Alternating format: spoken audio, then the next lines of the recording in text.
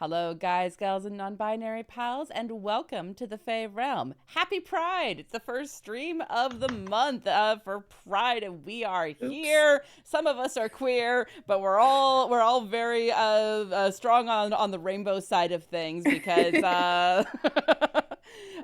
screw the haters. There is no room for hate in the Fae Realm. Just gonna start off the month saying that just straight off the bat. So, hello everyone. Welcome. We are back with Death, and I'm very excited to learn more about what in the heck is going on in Mordent and what in the heck Van Richten has to say about things. I'm going to toss it over to you, Adam. Okay. Well, last time, as you said, we did meet Van Richten at his herbalist shop, as well as his assistant, Beatrice Polk, who turned out to be a Nagpa in disguise. Of course, if you've been following the story, Nagpa have been showing up at the various domains of dread, having been seemingly scattered to the four winds of the mists, you might say. And what they want and what the Raven Queen wants from them, perhaps, is still being unraveled.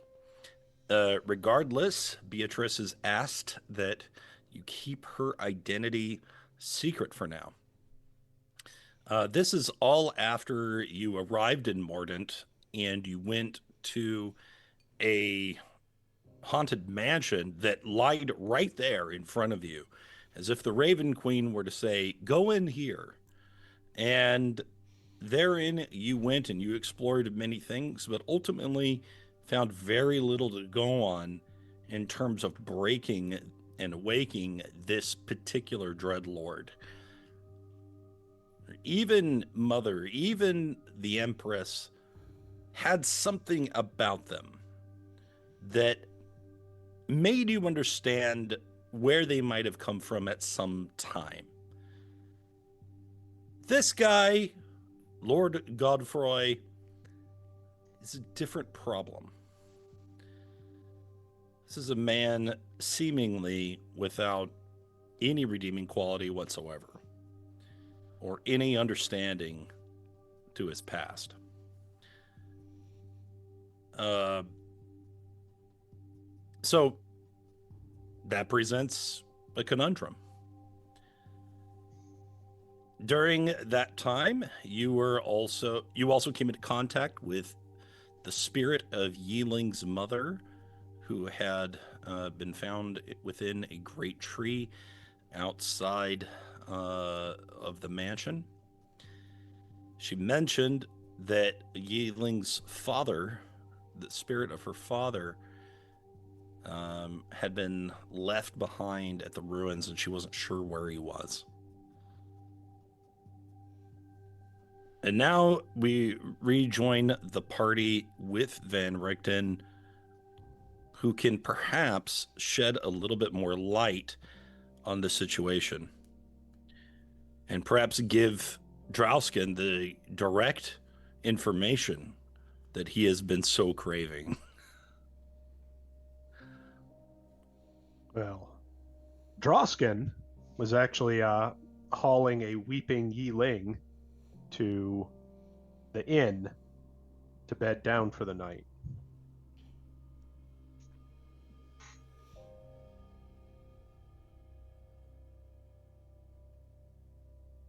Well, you are certainly welcome to go to an inn.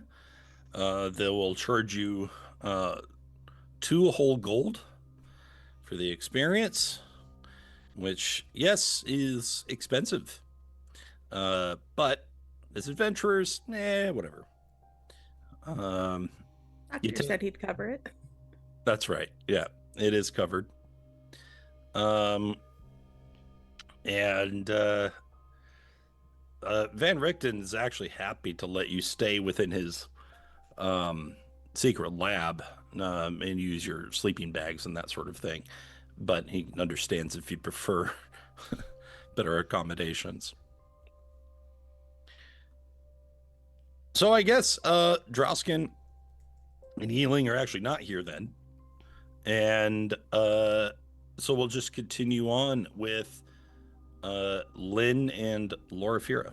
Lynn actually left with Drausken and you. Oh, is it Okay. just me? Shit. You're gonna tell the story of the death.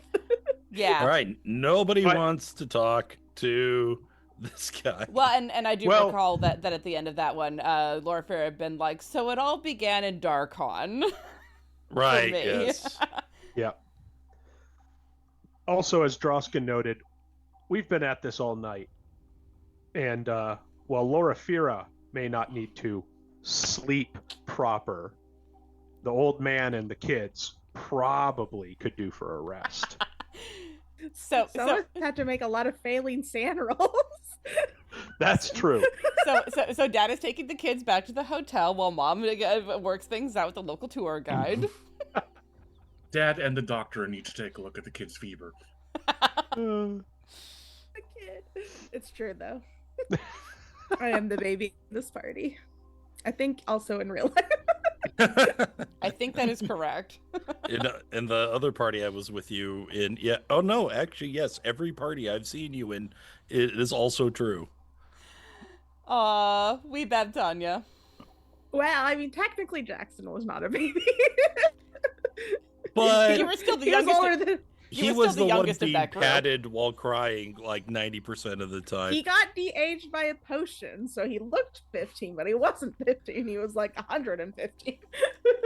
Yeah, but But that's more like an elf 115, just barely an adult. That he wept like a babe. This is true. Anyways. It's not my fault DMs keep putting me in sad situations. It is your fault for consistently making broken characters and then handing them to DMs who put them in broken situations. You're right. They You did hear not start out that? broken. Your pain is your fault. This is true. This is true. I put too much of myself in each of my characters.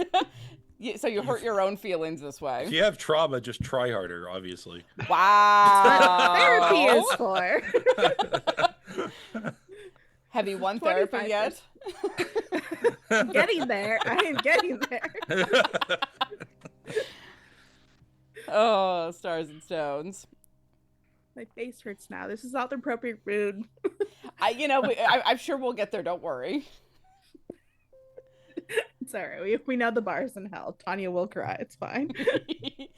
All right. But once We- the other three have headed off Yes. to the inn, Yes. Loraphyra will tell the story of what Mhm. she knows pretty much from start to finish. There's not much that she leaves out. Okay.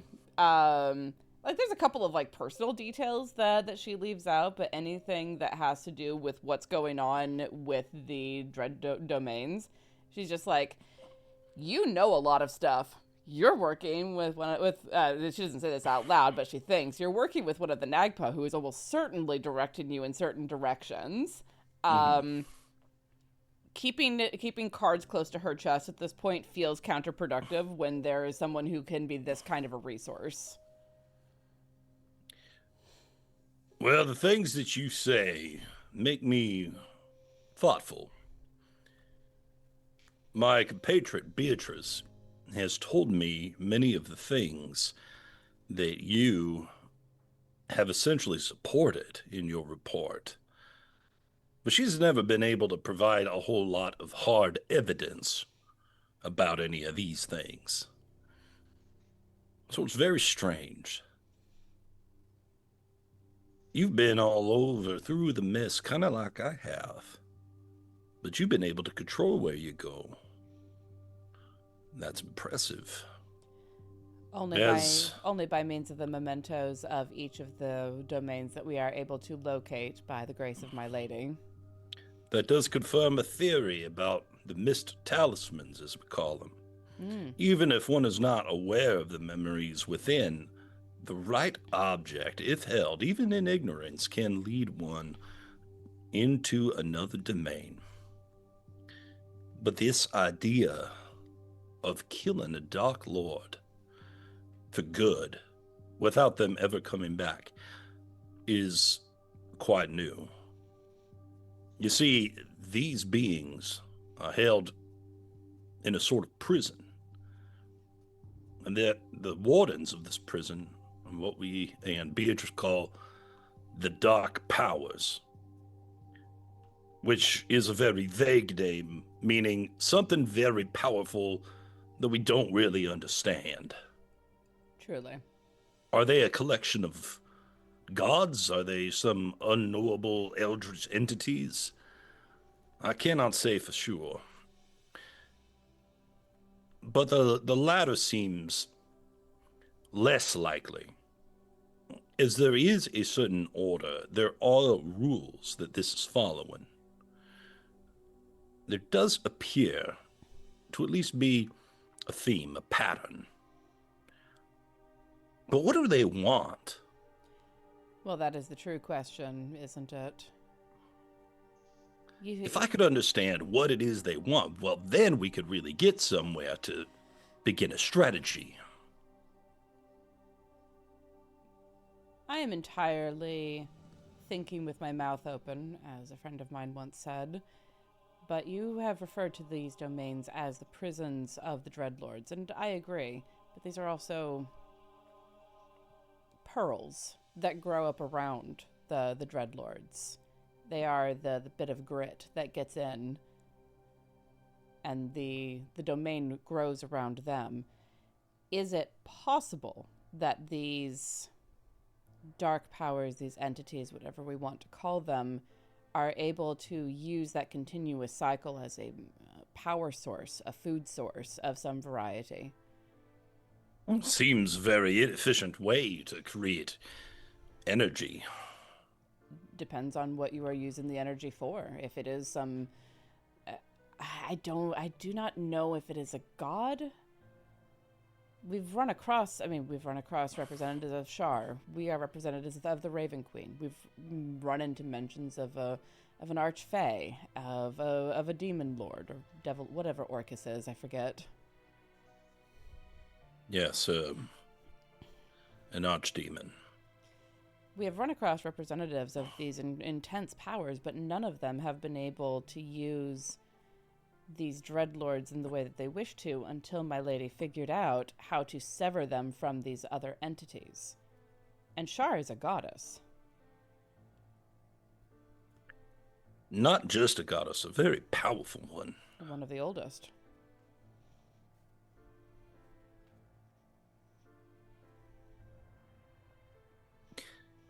Do you have any evidence to suggest that these pearls, as you call them, act as energy sources?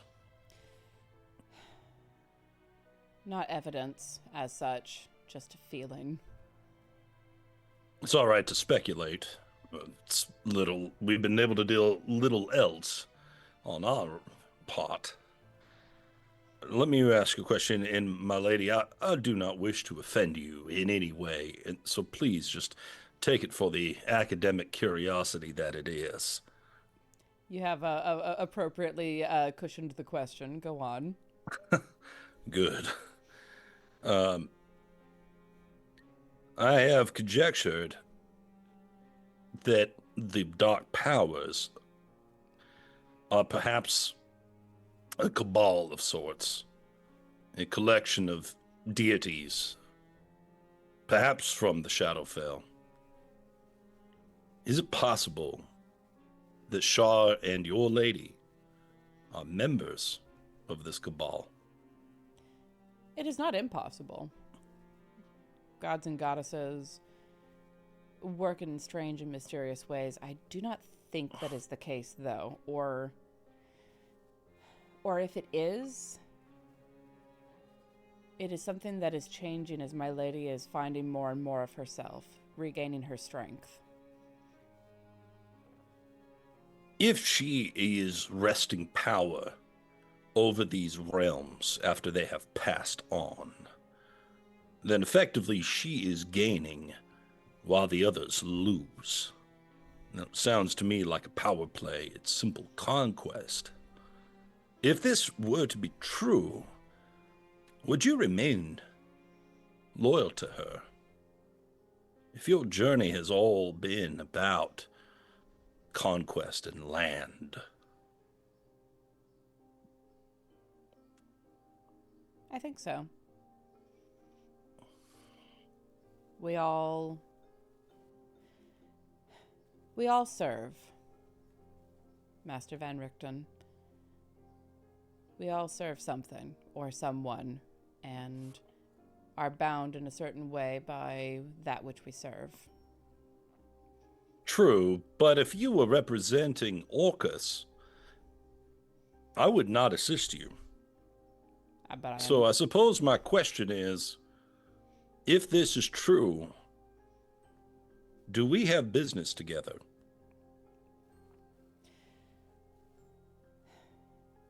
Let me counter a question with a question, if I may. It's not usually polite, but you're way more powerful than me, so go ahead. It seems a very academic way to handle things, and we are in a stronghold of academia here, she says, gesturing around at the lab.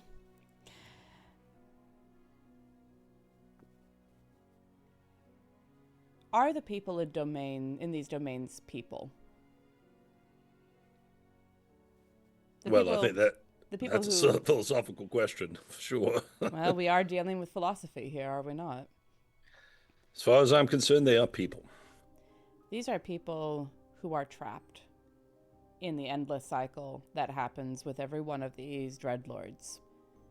Whether or not the dreadlords are a power source or a food source or something else, every one of these people is trapped in an endless cycle, unable to move on, unable to die properly. Is it not mercy to bring an end to such a tormentous cycle?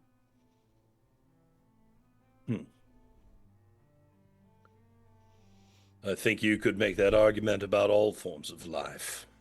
Yes, absolutely. But I do not seek to hasten the end of natural life without cause. If I am attacked, certainly I will respond in kind. But I am a cleric of the domain of the grave. And life that is stretched beyond what it is supposed to be is as odious to me as a tar pit fire. You really sound more like a druid, if I'm being honest. Clerics and druids are not so different, if you think about it. So you're here to preserve the cycle of life and death, is that it? I am here to give rest to souls who are stretched so thin that at the end of the day you can hold them up to a window and see the light shining through. And that is at the command of my lady, yes. And she gains from it, yes. I do not deny that for a moment. But I do not see this as conquest so much as it is release.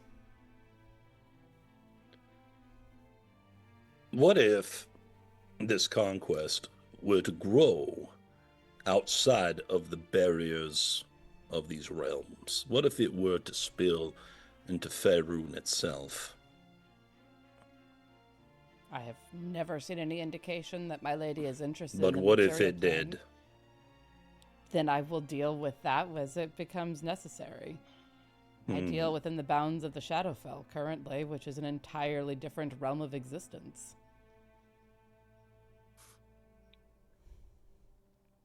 I suppose I don't blame you for avoiding the question. It's a difficult one that would challenge faith. Perhaps so. Are you afraid of displeasing your lady? No. I'm not.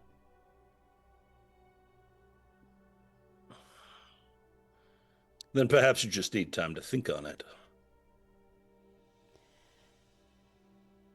Mayhaps. But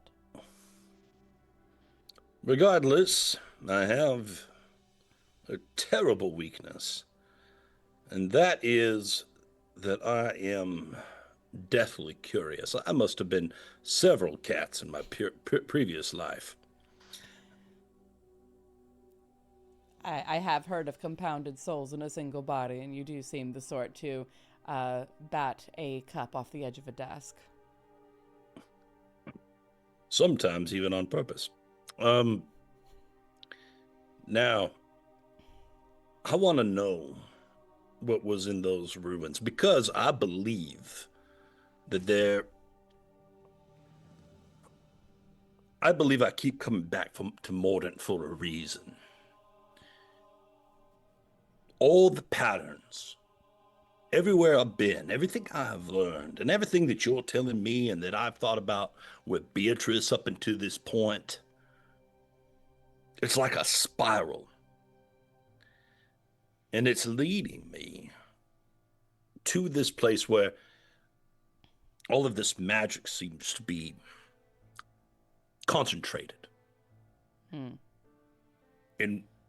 And I think it's why the forces that we faced within those ruins were as overwhelming as they were. So, regardless of the intentions of your lady, she still doesn't sound as bad as Orcus, so I'll take it. So, I want you to go in there. I'm sure Yi-Ling will want to go. She'll want to discover what happened to her and to her family. Or she'll be afraid of it and want to run the other direction, which is a very reasonable response to returning to the place that you died. If any of you was reasonable, you wouldn't be on this journey. Well, you're not wrong. No, you're driven by something deeper than that, I think. Does the preservation of self, does that instinct remain when one has already died? Yes. Oh, well, that answers that question.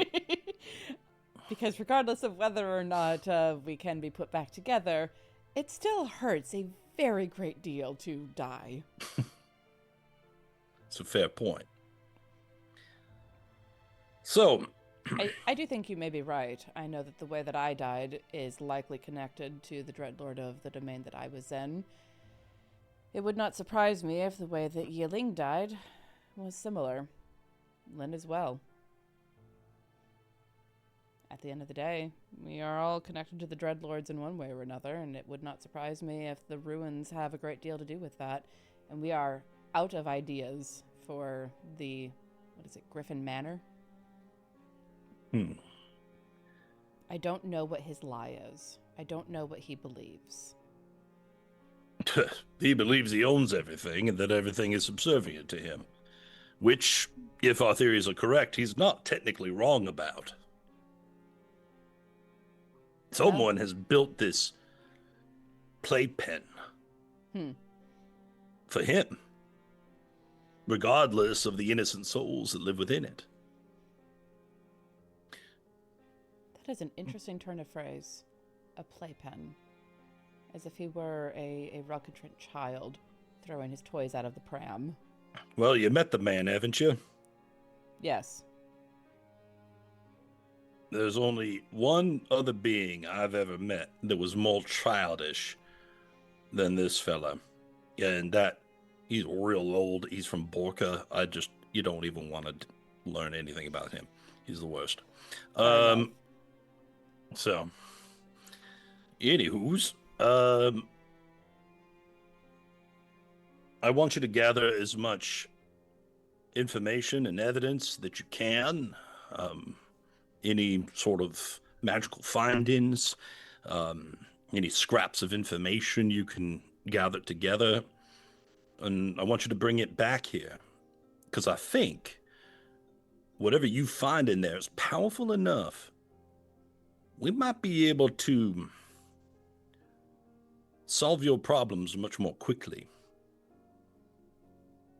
Well, I would certainly be in favor of that. Is there any chance that we would be able to take, if not you, then Beatrice with us?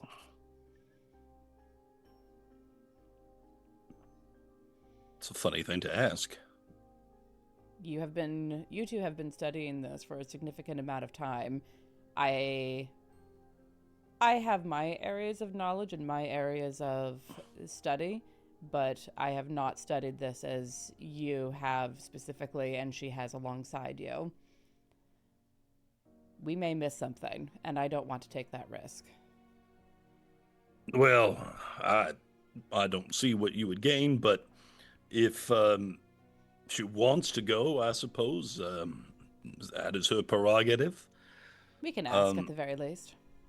Either way, please don't leave without some supplies. I have gathered together a small kit for you.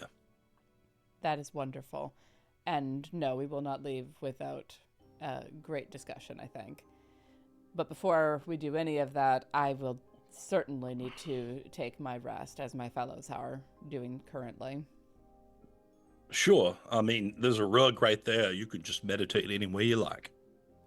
I can, but I do still prefer a certain amount of privacy, so I think I will also go down to the inn. Yep, of course. Take any gold that is needed. I think I paid you last time, actually. Yes. All right. So, if you think of anything else during your meditations, you can come and speak with me tomorrow, and I'll do what I can for you. That sounds excellent. Thank you very much, sir. And do not think that I am not considering what you have said. And this has been an issue that I have been working at in the back of my mind since this mission began. I do hear you. Good night. Good night. And Loraphyra will take her leave and, after some searching, I imagine, find the inn. Yes. Now, I don't have a graphic for this, but, I'll just take you to the outside of the shop again. Okay. And just to have something to look at.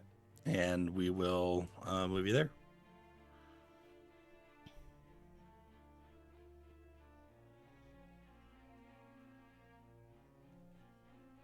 So you all go to the inn.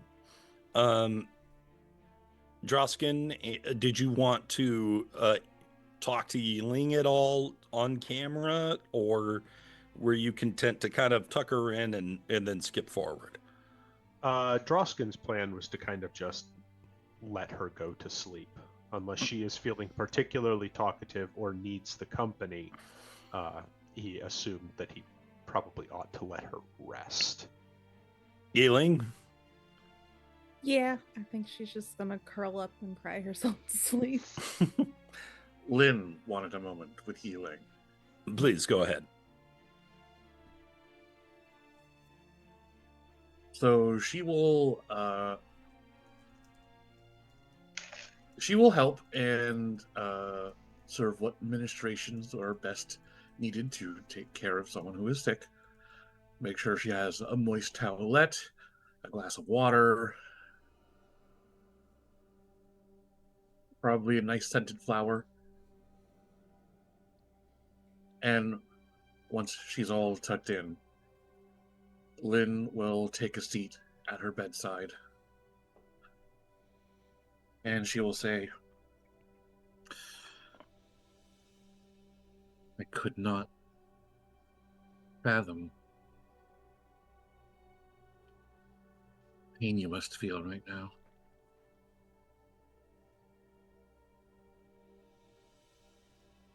Agony, unending, of a dozen souls.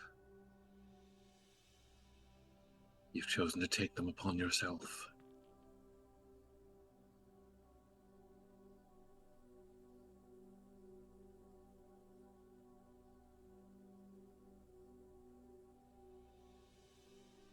I wanted to remember, but I should have known better.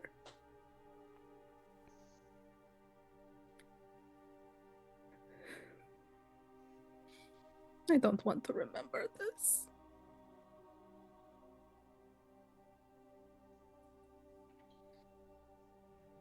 It is Hide too her much. face. If it is too much to bear, if you've chosen to relinquish this burden, I can take it from you. I could relieve this suffering. But if you are resolved to carry them with you, every injustice they have suffered at the hands of Lord Godefroy,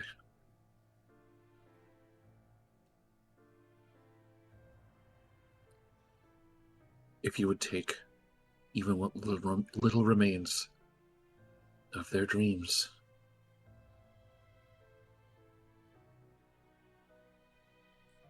that is your choice to make.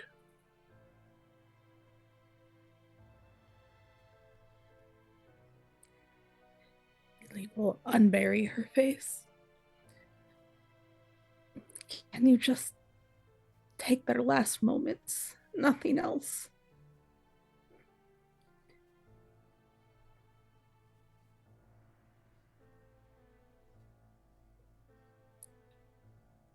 Rise.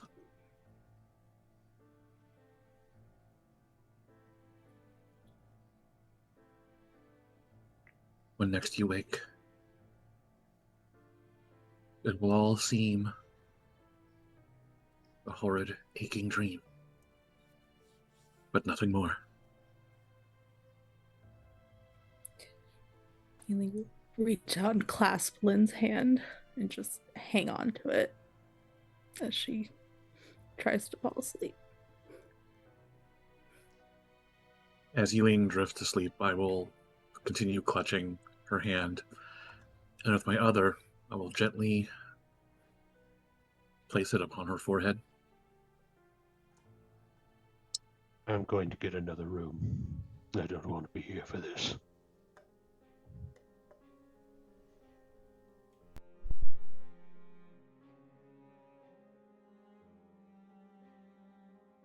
Whatever nightmare that she has taken upon herself, the memories of those souls, I'll consume them. All right. Can you explain how your dream dampier consumes?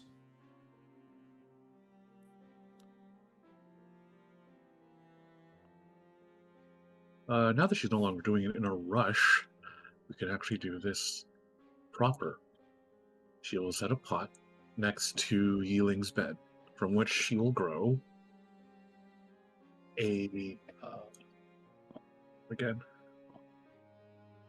white egret orchid, the same that she grew for Mother back in Tempest.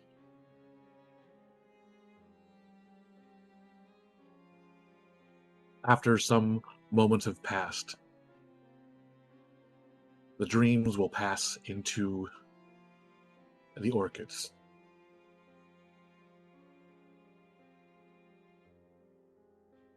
She will take her medicine tools. She will take the flowers,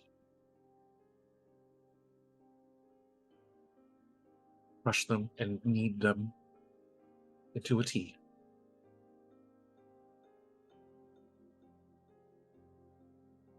She will boil and drink herself.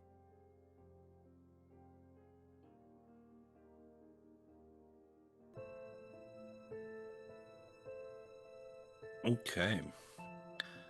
Excellent.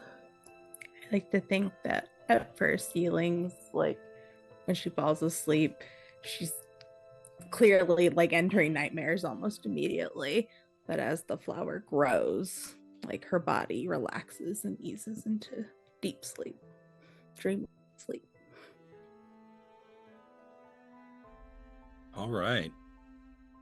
So, with that being said, Lynn, you also gain some power from Yi-Ling temporarily. And by the time your ritual comes to an end, you know Kung Fu. You gain you gain the martial arts feature until the 24 hours have passed. And in addition, Yi-Ling, you get a -1 penalty to your intelligence, wisdom, and charisma saving throws for the same 24 hours. Oh no, I'm sorry. What is it? What? Just 3 throws? The mental ones. Yeah. Don't know how to do any macro thing on that. You could just do the math. remember. Yeah, write it down in your like bio or something. Yeah, I'll put it in my notes. As your psyche Heroism is is ending now anyway. So. your psyche is somewhat weakened from having pain so quickly alleviated.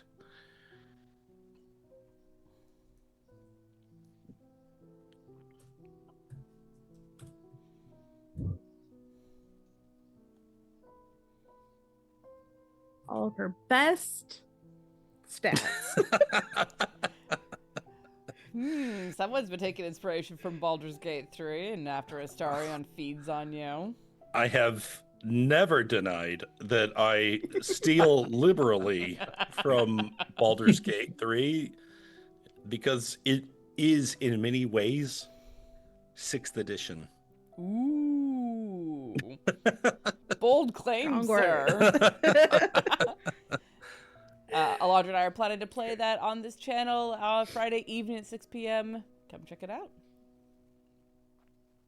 You guys finally done with Act 1 yet? No. You knew the answer to that question before you asked it. You knew. I was hoping. I was going to give some credit. We're doing the thorough approach, so we're talking to everyone. Right. And yes. I'm talking to everyone, which means that I'm presenting it for the stream. I'm not clicking through the conversations really fast. Yeah, I do mash spacebar at this point. Yes. I do not. So I am enjoying it. I'm drinking it all in. We just finished up with Auntie Ethel. You're nosing the snifter. We're going to go and do some mop-up and then probably head to the Goblin Camp. Okay.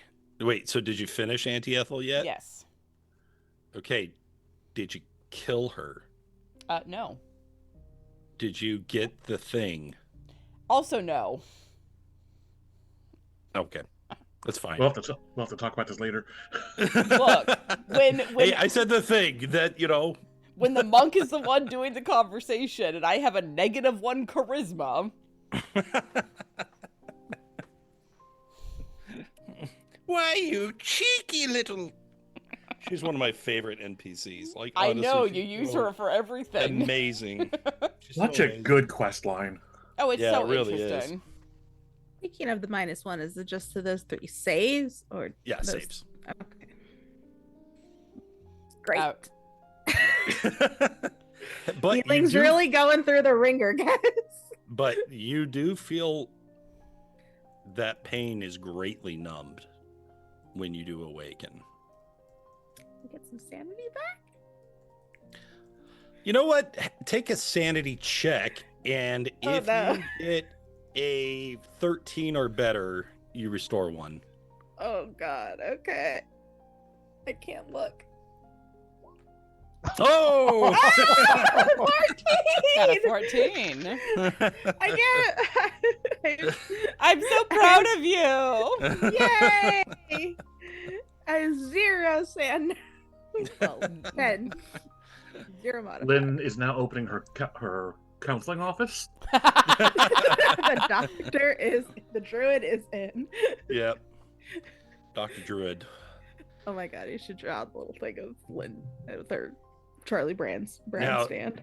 Auntie Ethel would definitely call Lynn Petal. Oh, yeah. Oh, God. I feel like Mother did that. Yeah, she had different words. She had like sweet skin. Because those are in the book. That word did something to my fucking blood. It's upsetting. I felt that word in my spine. Yeah. That was whoever wrote that. That was really smart, because that's the worst pet name ever. So not arguing that fact. No. Yes, sir. So, contrary to what he said, Drausken is actually going to go in search of a drink. Okay. Well, luckily you're in an inn and tavern, so all you got to do is walk downstairs. Once he has acquired a drink, he's just going to kind of do that not moping, but like just sitting on the bar, kind of staring into his drink, kind of thinking about what's been going on. Now, are there any thoughts regarding how a soldier's life could be changed by having access to, let's call it the tea ceremony? Ooh. He has very strong opinions about that. Uh-huh. In particular, one of the things about him that he used to pride himself on is he remembered the name and the face of every soldier he ever lost.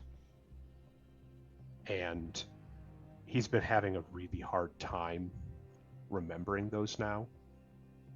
And the idea of losing the last of what remained of his comrades has been kind of taxing on him. Mm-hmm. So the thought of someone just giving up those memories, as hard as they are, he's really uncomfortable with it. Mm-hmm. To him, it's like remembering those people is all he can do for them anymore. So the idea of that just being taken away It's like kind of gives him a shiver. It's like killing them again. Yeah.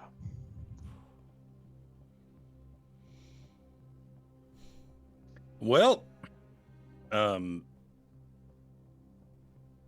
is a great excuse to have a drink, because it's cheaper than therapy.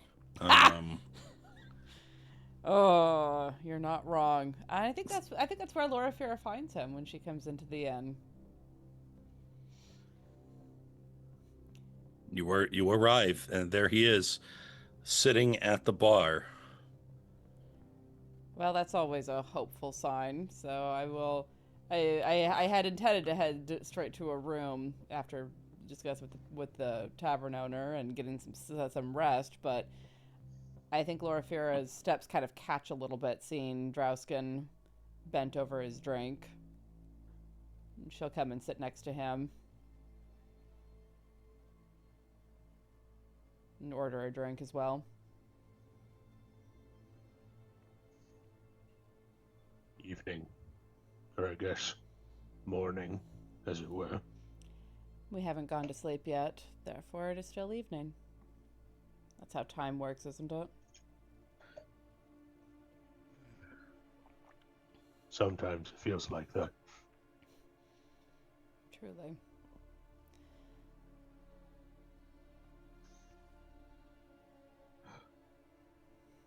How was your chat with the good doctor? Interesting. We are likely to pursue the information that is in the ruins. That does seem to be where the heart of what is going on in Mordent seems to lie. But of course, once we've all discussed. Seems fair. Felt like we were starting to butt our heads against that mansion. We were. We found out some interesting things, but discovering the lie is much harder than that. And she'll sip her drink. It can be hard to find the lie sometimes, even when it's staring you right in the face. If it disguises itself well enough, it even looks like a truth. Yep. Is that what has you in a brown study down here? I need to collect my thoughts. Lynn is... She's trying to help in her own way. I I pray that it does, for Yi-Ling's sake.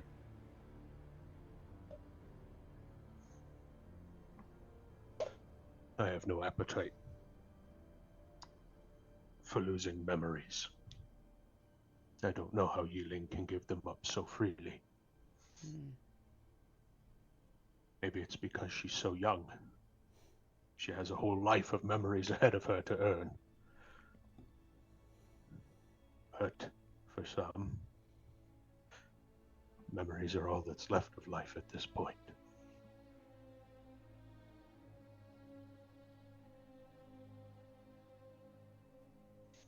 Memories and regrets.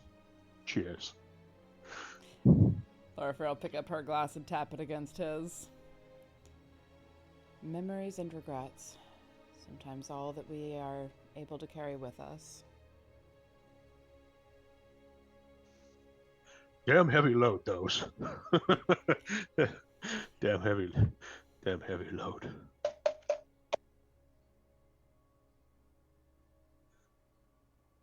What would you remember tonight? Let me help carry the load.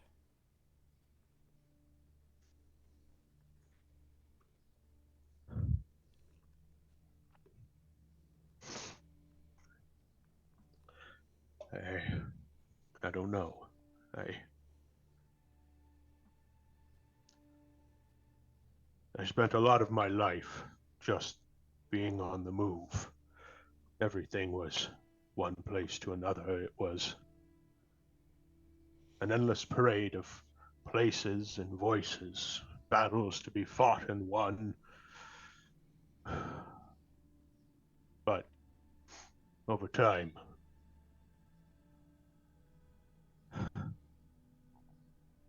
everything gets heavier.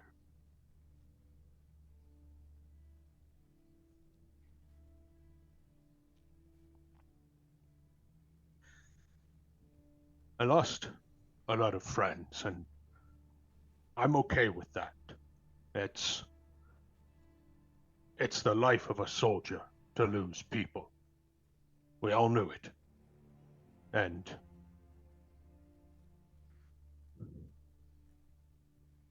I tried to do my part, honoring and remembering those who we lost.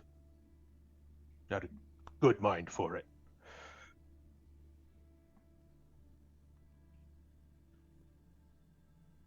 Sometimes that's really heavy.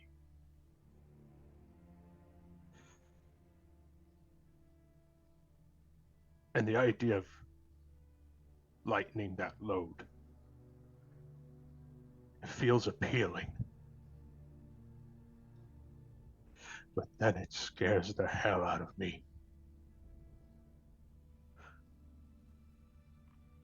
That's all those people have got anymore. It's us, remembering them.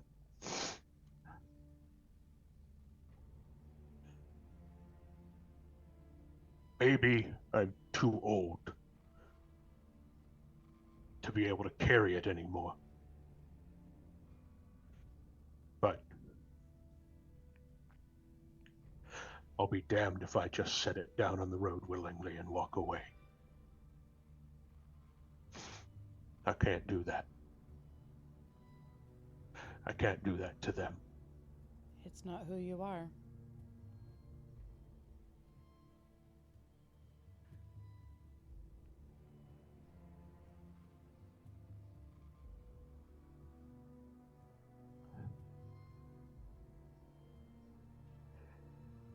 It's why I'm here.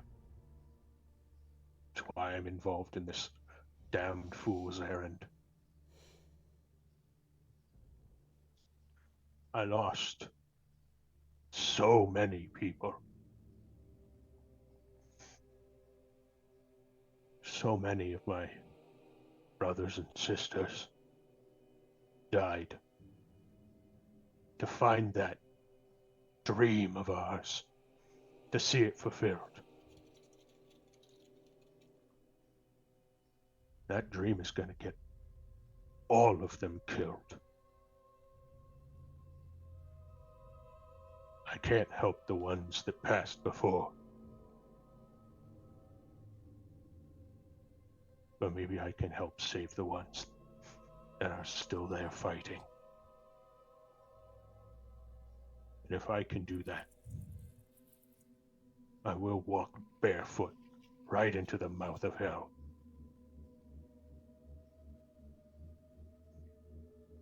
I owe it to the dead to carry their memory. I owe it to the living to try and find a future for them.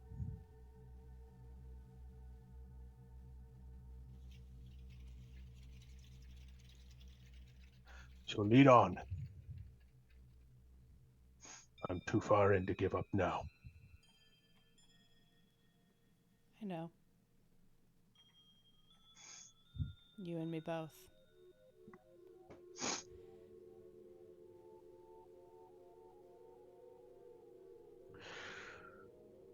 Look at me getting all sentimental. Must be the ale talking. I probably ought to get to bed. Don't run away from this, Drausken. You work very hard to take care of all of us in one way or another.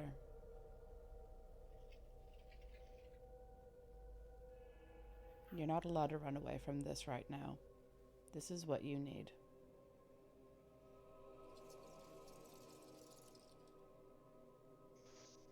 So talk to me of those that you would talk about. Share their memories. I am much longer lived than you. Even if everything goes very well, I will outlive you, and I will help carry their memory.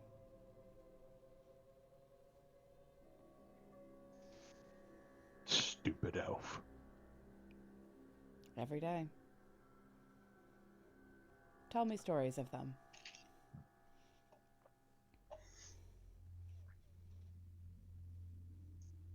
Did I ever tell you the story of the Battle of Ascor? I don't know if you did. And Loraphyra will gesture for another drink. Tell on. Worst battle I ever fought. It's a real shithole. Battles with names No. tend to be. Me and the band, we had just finished celebrating an earlier victory. And Drausken will go on to relate the story to Loraphyra. The one that you wrote out for me. I know this story because you wrote this. And if you want to drop that into the Death Channel Discord in the Discord, you are welcome to do so everyone else can see it too. Sure. But I think that they're there for, I think, at least a few more hours talking, sharing memories. I think Loraphyra shares a couple of the lighter memories. She's not here to add to his burdens today, but to share something that'll make him laugh. And once she feels like the worst of the wound has been drained, at least for the moment, which is a very healer way of looking at it, she will set down her drink, her empty glass. Well, some of you have enjoyed tea and others ale. But in both cases, someone devoured the other person's nightmares. With that being said, yes, you are going to have a long rest, so please do the character sheet things that give you a long rest. And then when you awaken the next day, do you all head over back to Van Richten's or do something else?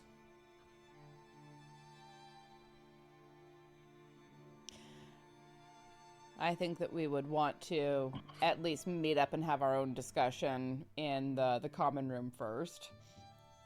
Sure. Before going into all of the rest of it. just because mostly because Loraphyra does not want Yi-Ling to be surprised by the request to go into the ruins in front of someone who is effectively a stranger. Just because it's been long enough since he was last involved. So, order food all around for the table. And then just gonna fold her hands. How did you sleep? Sorry, Tanya's still crying. Are you okay? I just Drausken stories made me think of my friend Hannah. Oh. She would have been 36 this month if she was still alive. Sorry, but the bars in hell we've established. No, it's okay.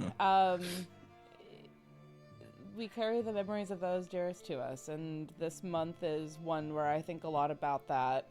As a queer person, there are a lot of queer people that I have never met, but I carry their stories with me anyway, because they're still a part of me. So,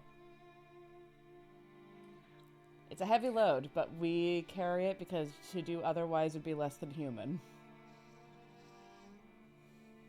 Yeah. Sorry. It's you have absolutely nothing to apologize for, Tania. It's okay. I would give you the biggest hug if I was there right now. Virtual hugs. Oh. Virtual hugs.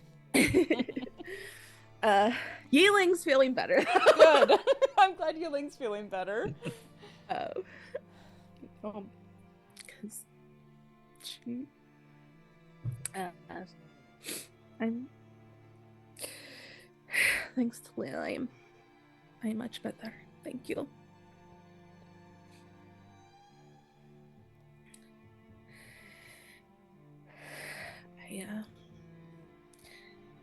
I only want to remember how they lived. Thank you, Lynn. Thank you so much. I feel I can face whatever is next now.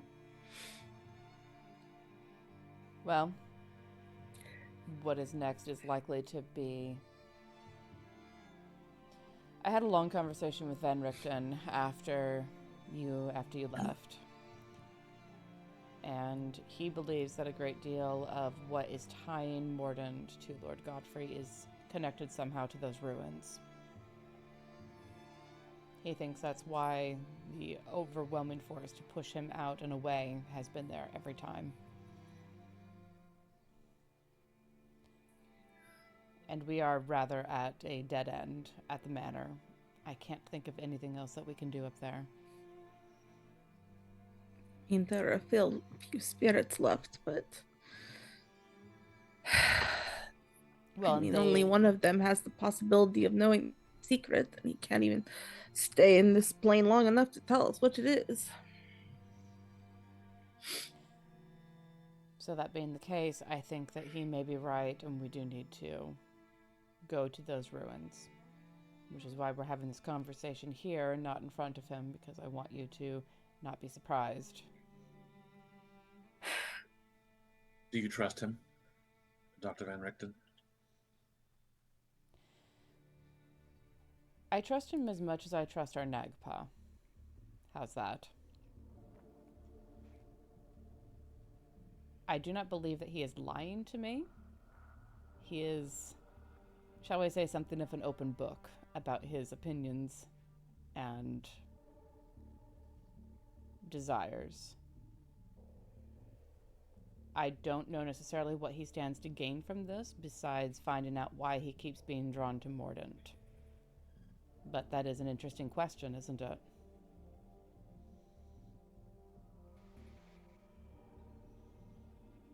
I mean, it might be because of his son.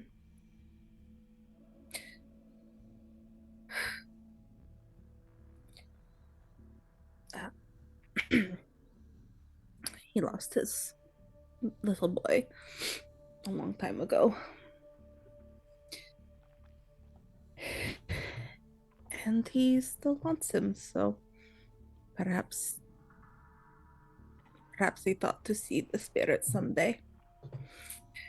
But either way, I think you are correct. Did he lose him here? I don't believe so. If it is wherever he was originally from. Or maybe not. Maybe it was here. I don't know. I never wanted to ask how he died. It seemed not a nice thing to ask a child ghost. So,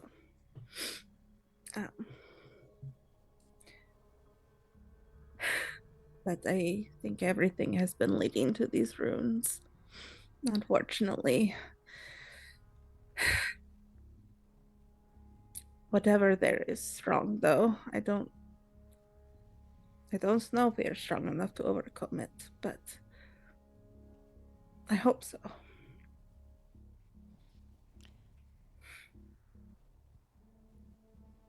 You will be tested. More so than you have been at the manor. Oh, wonderful. Something to look forward to.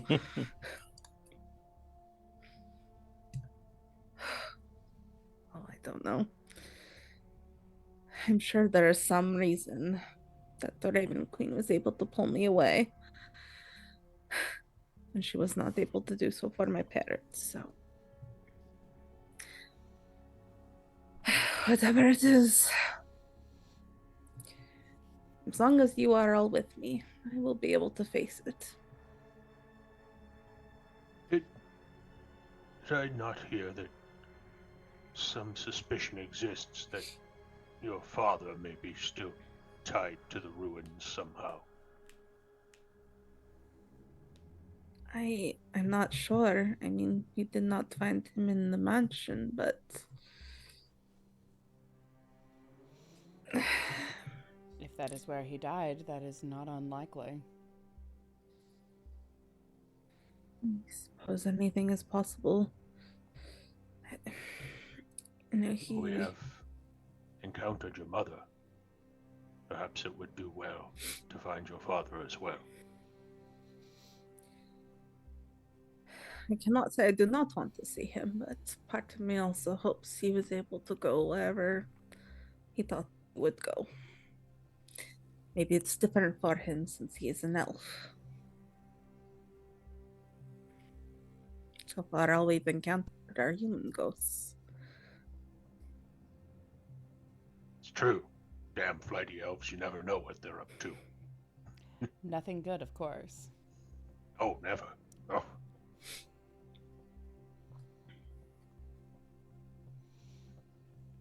But we will be there with you. Come what may, and what will. Lantier,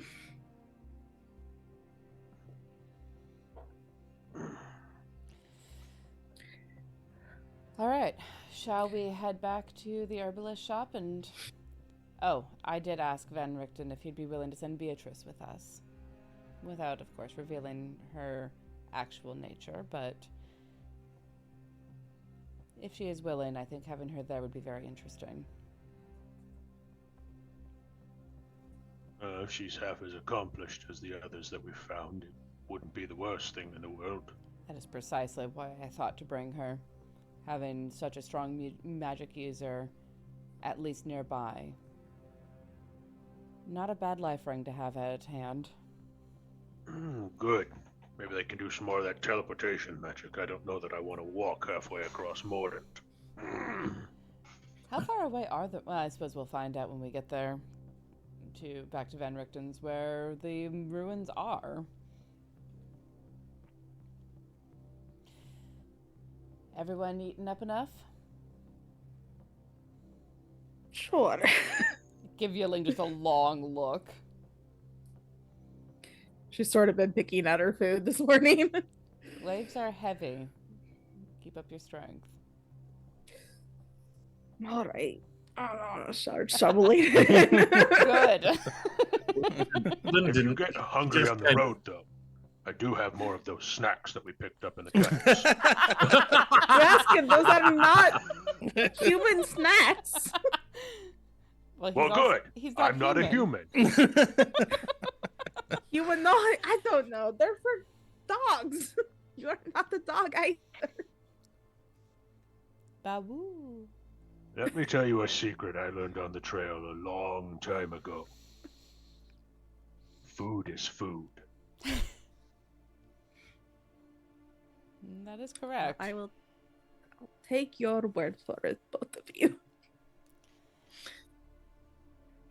All right. Once we have all eaten enough, Lynn included, whatever she's eating, if anything. She wasn't eating.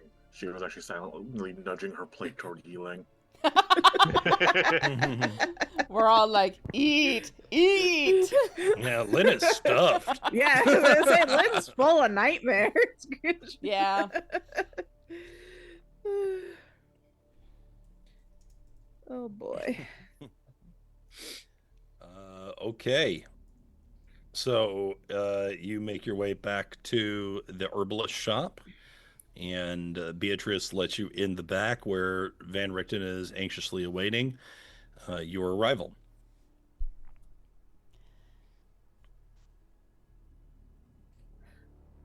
Good morning. Afternoon, whatever it is. Yeah, good day to you.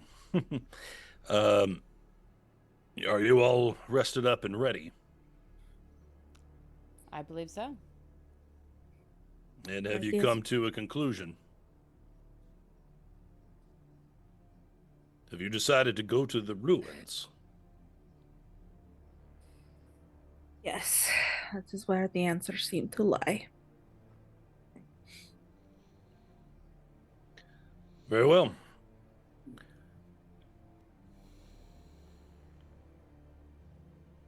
Please take these. It isn't much, but actually it is quite a lot. But it's important work.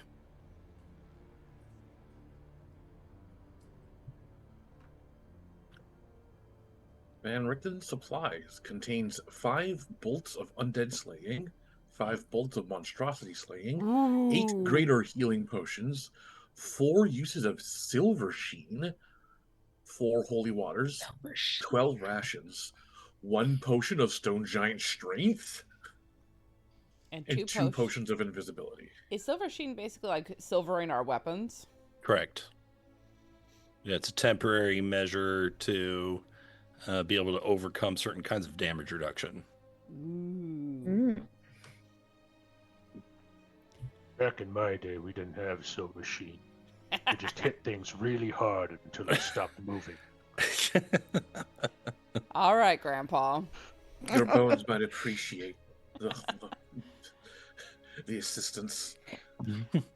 All right. Well, with 8 greater healing potions, each of us take 2. Yes, ma'am. These are crossbow bolts? I think those are for you, Drausken.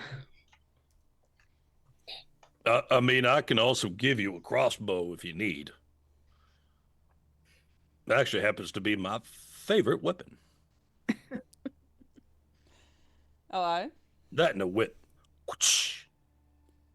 The crossbow I found to be useful on the battlefields. The whip, a little less so. Wait, why do you say it with an H like that? Why do I say what way? You're doing it again.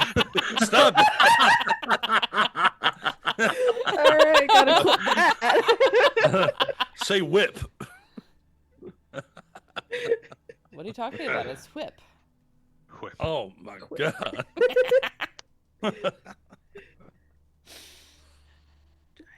There it is. What are you? Cool. A light crossbow is a simple weapon, which means that I can use it. Good. Oh, good. This one's a little bit heavier than that. Well, I am not, and I'll just kind of like hold up my arms and like, I am not strong. Isn't a thing. I've trained smaller folk to use it.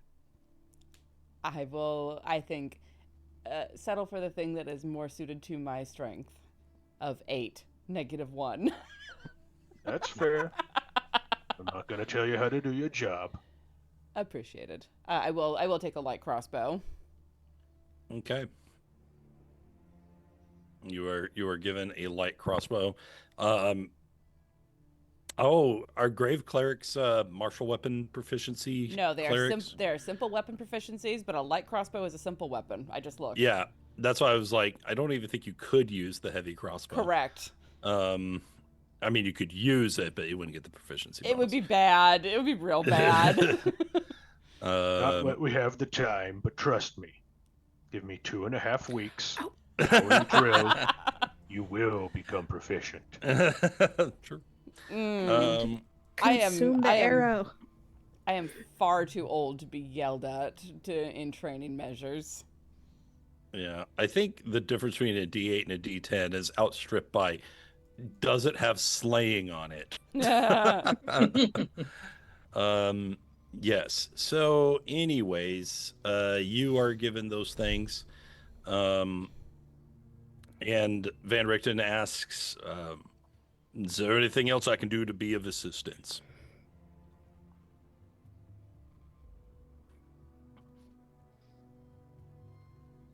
Great. All right. So What do you remember about the ruins other than they were full of these horrible shadow monsters?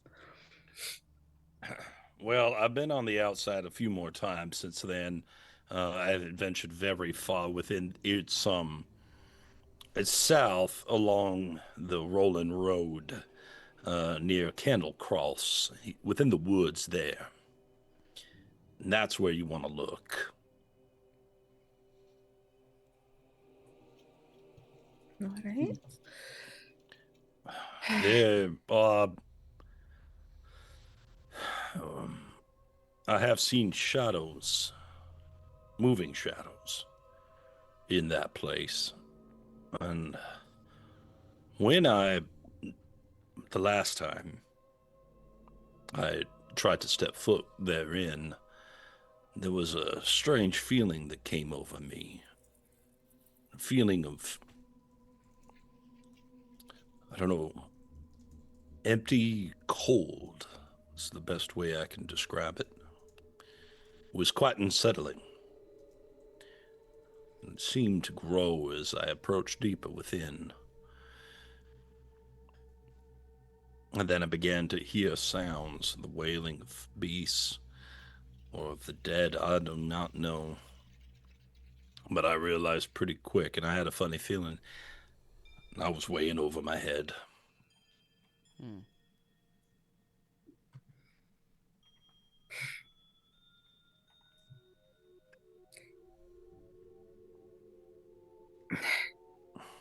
You want us to flee? Go ahead. Certainly bring sources of light with you, or if you possess the ability to see in the dark, even better. We do possess the ability to see in the dark. Would it be better to actually use light sources? Because, and Loraphyra will, touch a button on her shirt and use the light cantrip, as we have access to that here in Mordent. Is it better to use actual light? No, unless it's sunlight, specifically. Oh, noted. Just a thought here. If these creatures are of shadow, live in shadow, dwell in shadow, they tend to be better at seeing in the dark than most of us on the surface. Even those of us that can see a bit. Oddly enough, no. What do you I mean? was able to approach one for study, and they don't see much better than an elf does. Fortuitous turn of events. Isn't it just? Conversely, I wouldn't advise trying to sneak up on a drow in the dark. Does not end well. Oh no, that's a terrible idea. And a 3.5-inch blade stuck into my ribs. Didn't even see it coming. Ugh. They're fast. Yeah. Bones snap like twigs, though. Well, before we set out, and I will gather my group together, and yeah, I'll upcast it. 3rd level aid for everyone. Oh, All right, so 5 additional max HP. Correct. And does aid do anything else, or is it just the is it just the HP? I don't remember. It's the Oh. I thought that using a 3rd level spell slot would allow me to do more people, but no, it's that'll actually give you 10. Okay. So you okay, all I'm getting it. you're all y'all's hit point maximum and current hit points increased by 10. Very nice. So are you not applying it to yourself then? I don't tend to be in the front row. I don't tend to get hit very often. Okay. And if I do, well, we're fucked in a lot of ways.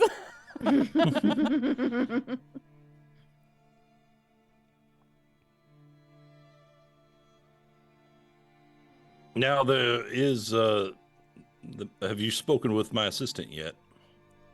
No, I haven't seen her yet. Well, she's just right over there. Look over at Beatrice.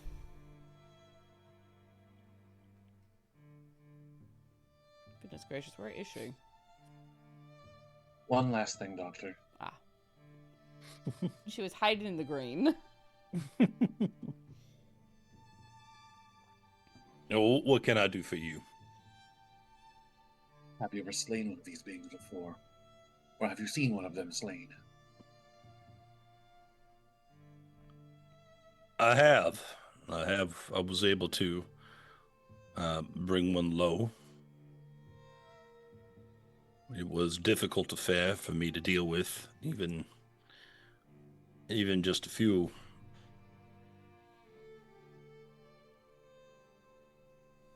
You see, you don't want them to touch you.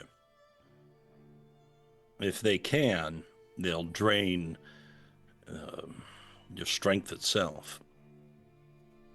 And there's very little that can truly harm them. But if you have some holy magics, those are always effective against the denizens of the dark.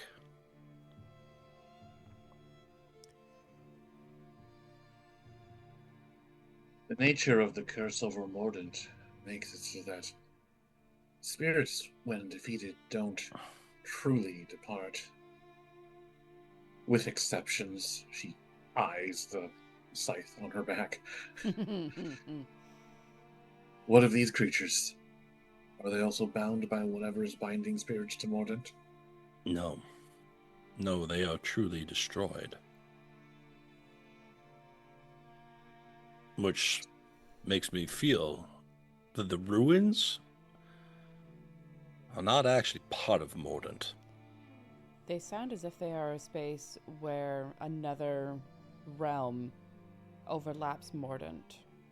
Perhaps the Shadowfell, perhaps somewhere else. Interesting.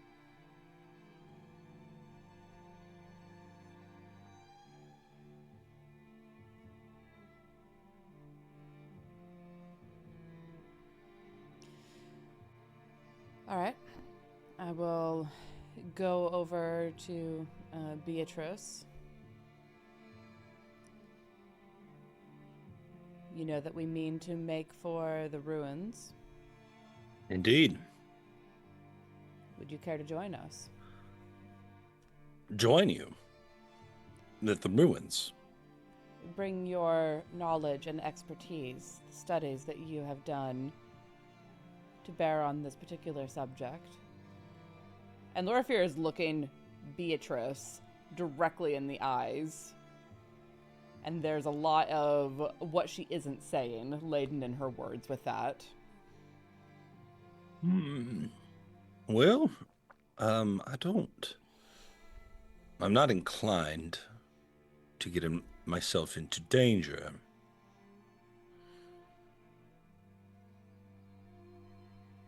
You are competent enough to accomplish this task without me, aren't you?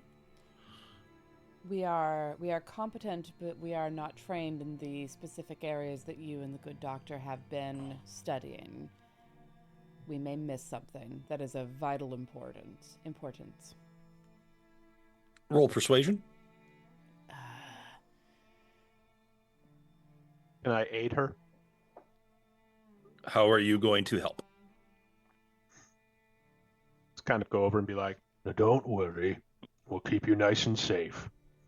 We have a good history of keeping people in your position safe, even from the end of the world."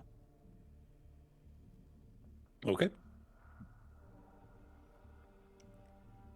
So that is an 18. You are wise to ask for my expertise and particular insights.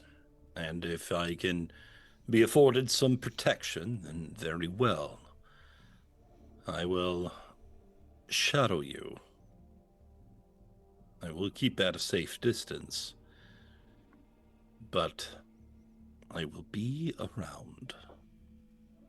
Wonderful. And if we find anything of particular interest, we'll shout. Well, then I suppose I should get my things together. Thank you. And so our intrepid heroes set off to the south along the rolling road towards... I already forgot what it was called. The ruins. But I'm gonna... Cross. Yeah, Candle Cross, that's right. Whoa, man. Ooh! So we are here. You are here. Yep. We're heading here. Yep.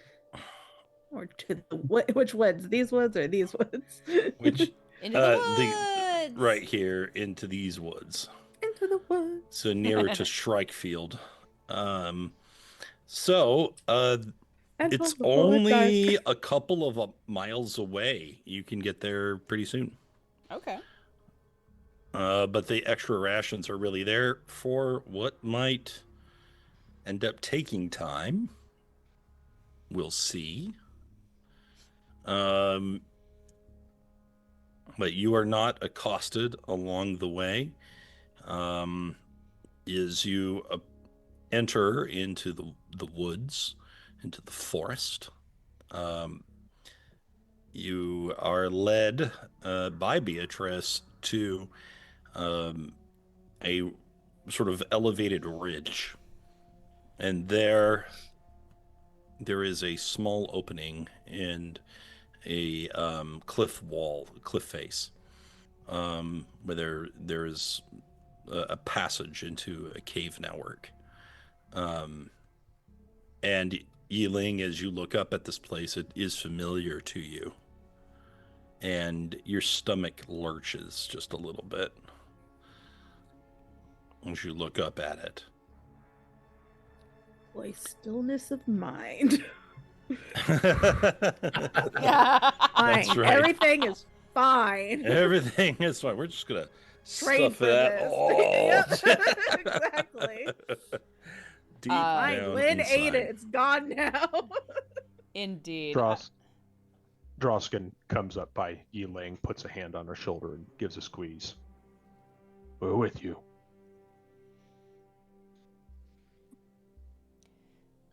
Lynn, are you able to cast some measure of protection on Yi-Ling to deal with any matter of possession?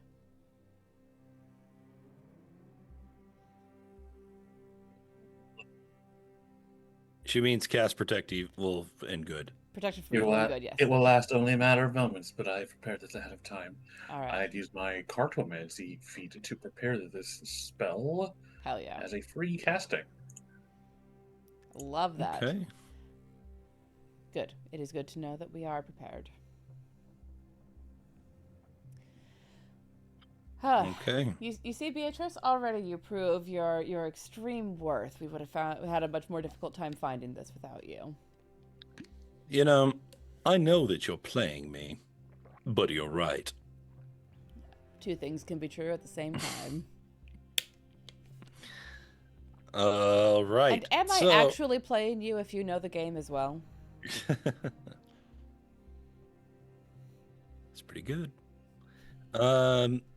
With that, we're gonna go ahead and break here, I think, as we begin our dungeon. Ah, damn it. Imagine playing Dungeons and Dragons, and there's dungeons. And there's a dungeon? Fuck. We had a dragon. The a golden audacity. dragon.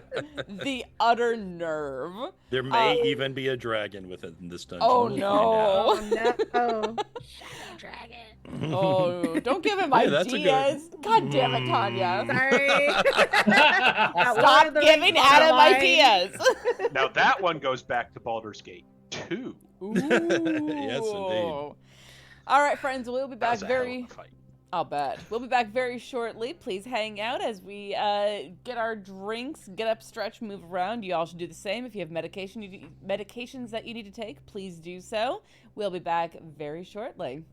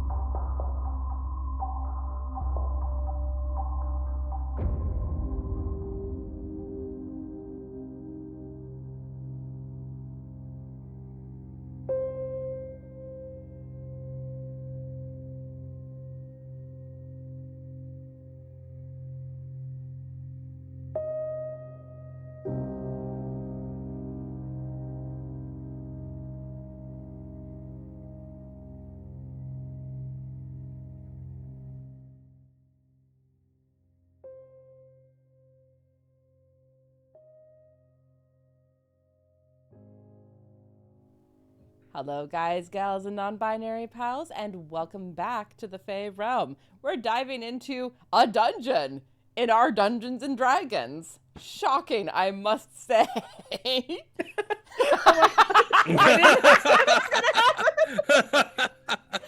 I legitimately thought you did that on purpose.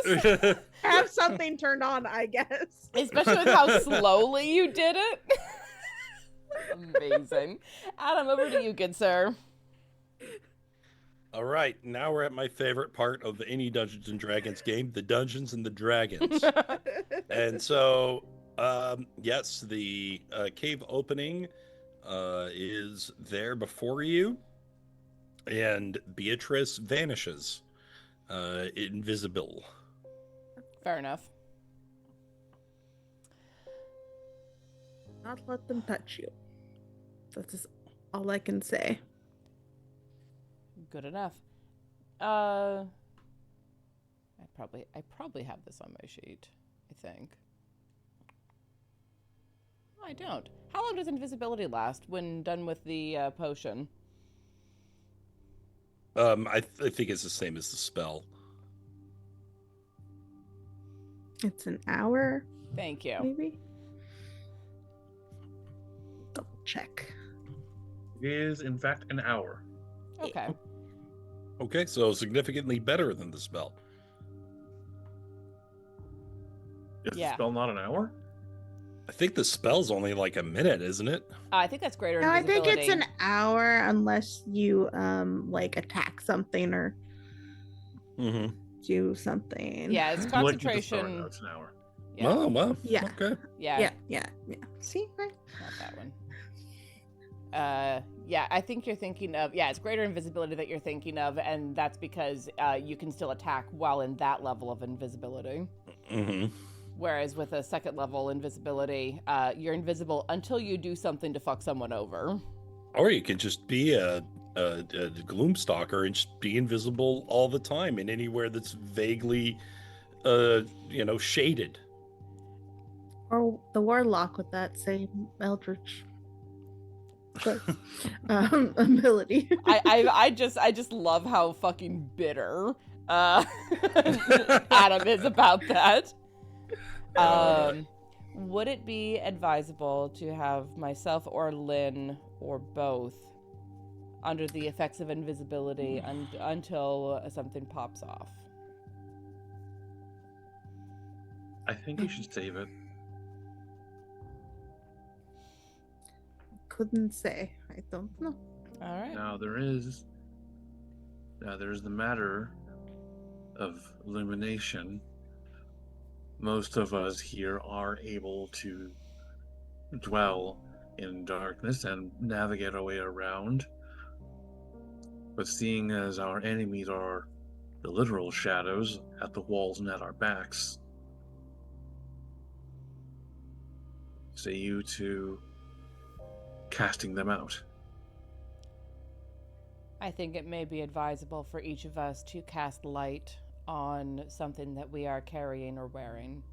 We each have it here. Give Yes. us a very strong pool of light that shadows would have to combat. I think that's a very good idea. Okay, so you were all casting light on your stuff? Actually, before I make that decision, do I know anything about these kinds of shadows? This feels like something I may have run into before. Well, you did ask Van Richten a few minutes ago about this very thing, and he told you that sunlight specifically affects shadows, but Sure. not basic light. Okay. Is there anything else that I would know about them being older and in different areas than Van Richten? Religion. All right. All right. 18. Look, it's rare that I have a cleric who actually is proficient in religion. Loraphyra is 1. So I got an 18 in religion. Okay, well, I'll give you a little bit of information. They are immune to necrotic and poison damage. Ah, well then, switching Spirit Guardians over to Radiant is intelligent. Okay. They are vulnerable to radiant damage. Nice. Okay. One of the rare vulnerabilities that actually exist in this game. They are also resistant to acid, cold, fire, lightning, thunder, bludgeoning, piercing, and slashing damage from non-magical attacks. I think we all have magical weapons. My fists are magical too, and my feet. Yeah, the Silver Sheen is like more flavored that Van Richten has this, right? But He's a like monster hunter. most people aren't walking around with +1 weapons. So Plus Yeah. 3 sides of soul sucking. plus 3 dagger of yeeting. let's see, condition immunities: exhaustion, frightened, grappled, paralyzed, petrified, poisoned, prone, restrained. I will pass all of this along to the rest of the group. Your shield isn't gonna do anything to these guys. Unless we pour Silver Sheen on it. Well, you still can't move. You could bash it. I mean, if it is able to do bludgeoning damage or move it around at least.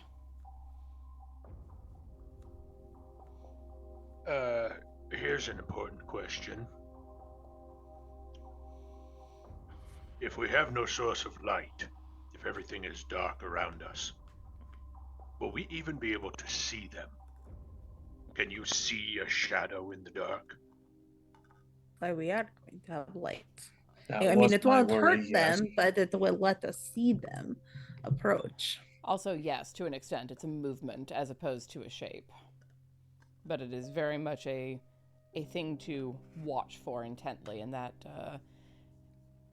well, anyone can miss anything. Okay, so we cast in light or not? Yes. Yeah. Ian's gonna Okay. put it on her unbladed staff. Which hopefully we'll get part 2 of in here, but we'll see. Oh yeah, that. But I'll just hang out on her back while she's got her glaive in her hands.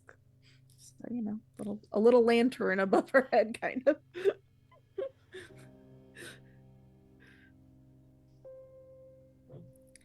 Loraphyra will put hers on her belt buckle so that she doesn't have to worry about hands or anything. It's just shining directly out in front of her.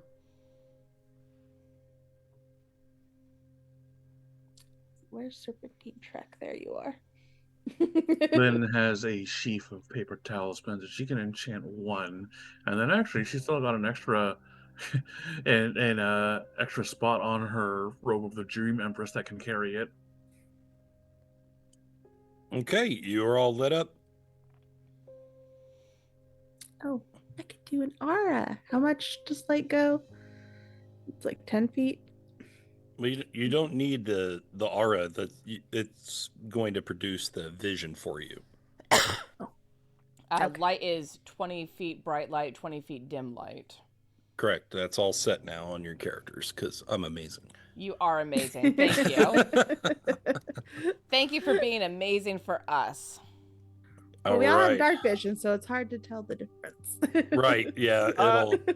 It's actually not. Dark vision turns dim light into bright light, and it turns darkness into dim light. So we would still see the difference in the illumination, just further out than a normal person would. I think Tania means on the game, like looking at the screen. Yeah, sorry. Roll 20s light. Right, yeah, because you're still seeing out 60 feet. So, right. But it is now in color as opposed to grayscale. We've gone through the door into the Wizard of Oz. That's right. Exactly. All right. Well, I see a passageway in front of us. Shall we? Does this look at all familiar, Yi-Ling? Does this look familiar? Is this the way you came? I mean, these are the ruins, yes. Maybe there's more than one door. I don't know.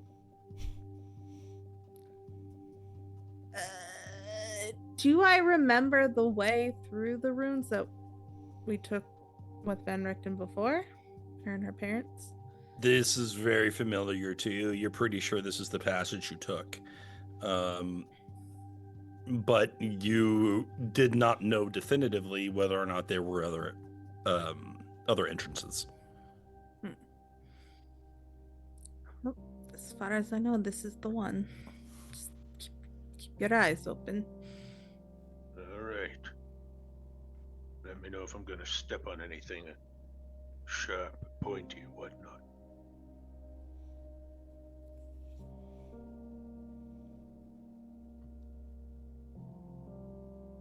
With trepidation, our heroes enter into the caverns.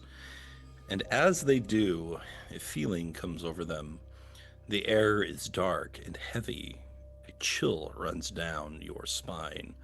A feeling not unlike the Shadowfell or the approach of Shar's avatar. Okay, I'm not the only one who feels that, right?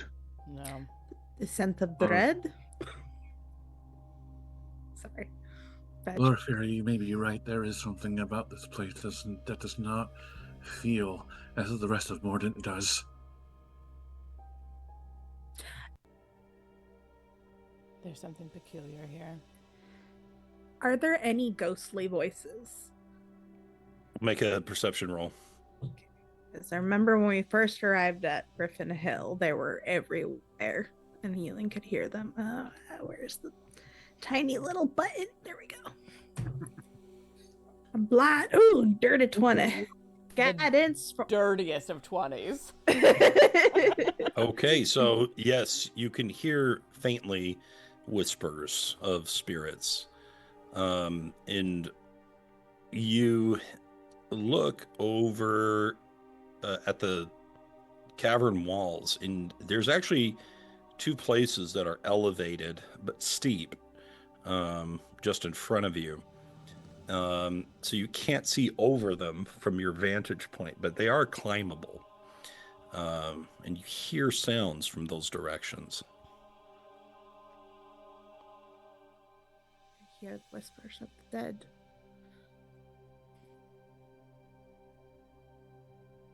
Okay, strange that I have to ask this, but is that a good thing or a bad thing? Well, I can't be certain, but I feel like it's not a bad thing to be surrounded by the dead at Mordent. That at least is the same. There do not seem to be as many as there were at the manor. Is it a directional sound? There's both these directions going off, right? You said that Yep. Yi-Ling will point at the two ledges. Lynn, would you be willing to use your wall walking to have a quick peek? See if there's anything odd up there? I certainly could, but I couldn't perceive your whispers as Yi-Ling can. Perhaps not, but maybe you will see something up there. I will try to Lynn. climb the wall. All right. Lynn, are you going to climb just to get up there, or are we sneaking around? I would like to get to the edge and just peek right over. Okay, stealth it is. Go ahead and roll me some stealth.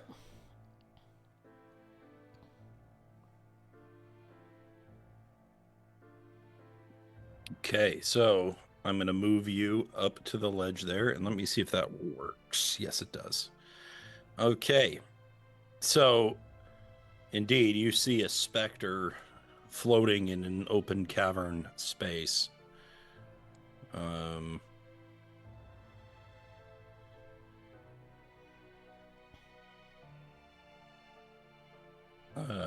Let me see. It seems to be kind of drifting there as if it were drowned. But it occasionally will turn and move and just sort of float.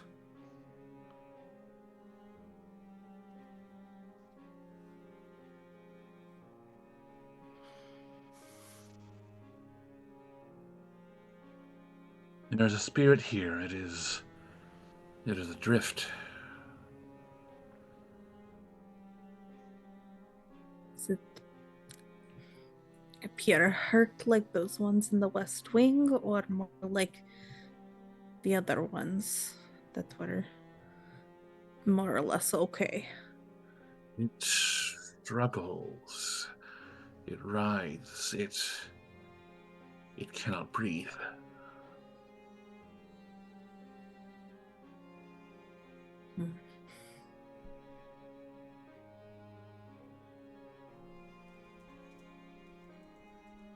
Perhaps somewhere its bones are being messed with.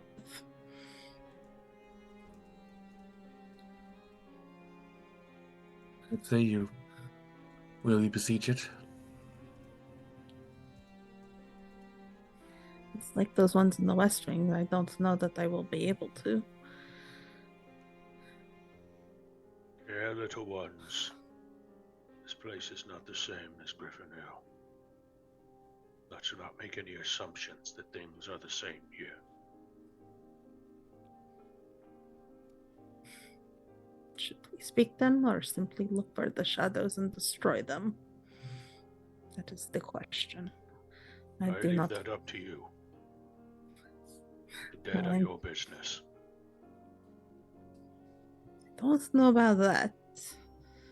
I'm trying not to rush into things here as I did in the manor.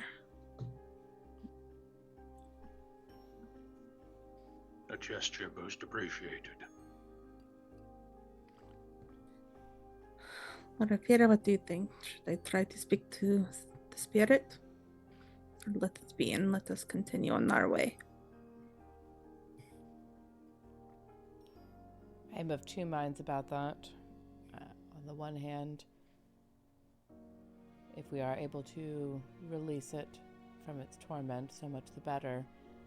On the other hand, perhaps if we leave it be, it will not notice our presence and we can continue on.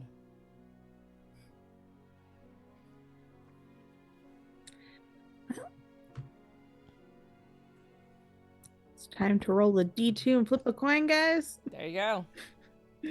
What's 1? What's 2? Oh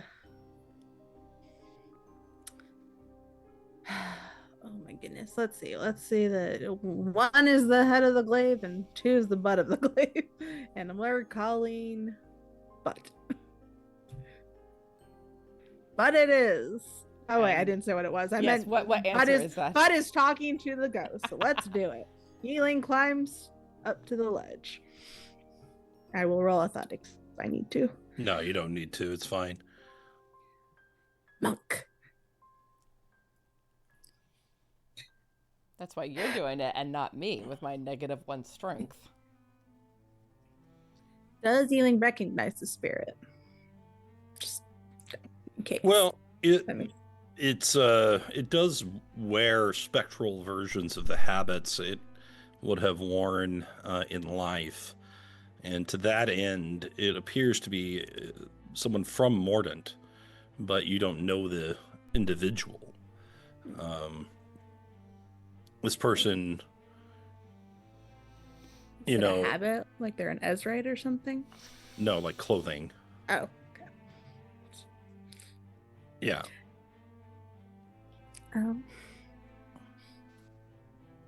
Yi-Ling will just call out softly to it and beckon it towards her. It looks at you for a moment lazily and sort of indifferent, and then it just continues to sort of swim in the air and drift in its sort of dreamlike state. Oops. Sorry. I mean, No. you can move. It's fine. Sorry, I didn't mean to. I was. I think if it doesn't want to talk to us, I don't think we want to talk to it. Is there any? Does it look like there's? I'm just gonna look around for shadows. Okay. See if maybe they're using the ghost as bait, essentially. Give me a perception roll. Okay.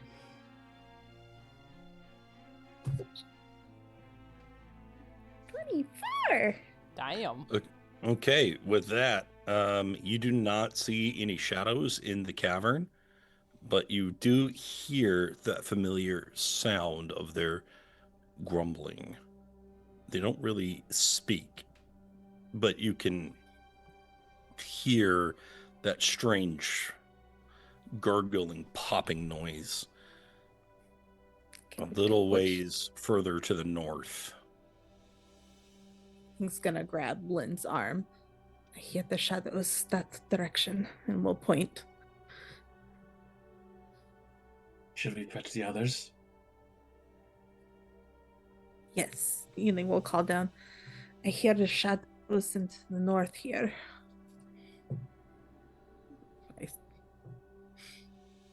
You don't want to speak with the shadows.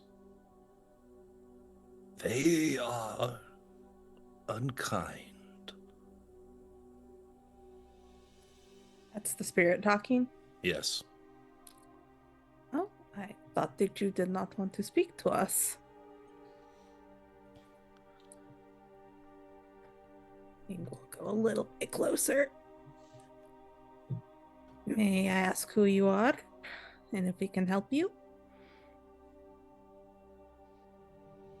Why is there something?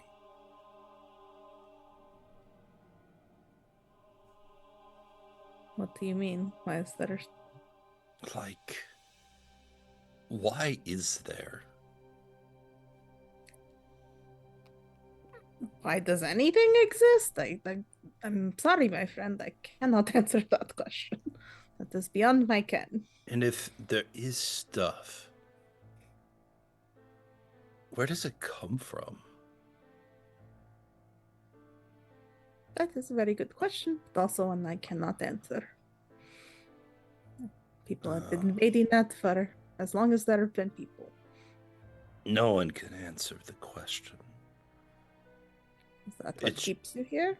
just interesting to hear if anyone has a take on it.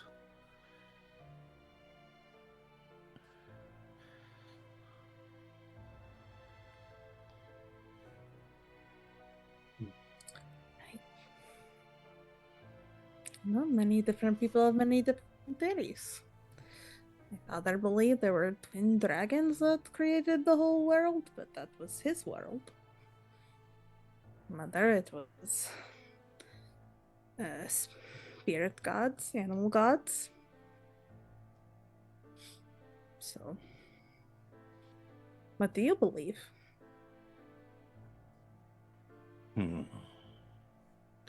Doesn't matter what I believe. What matters is what is. And what could maybe not be. Well, you are a spirit. I am alive. Do you not want to be a spirit anymore? I wish to stay alive and be in what is. It's not really a big difference between being alive and being dead. Because you still are.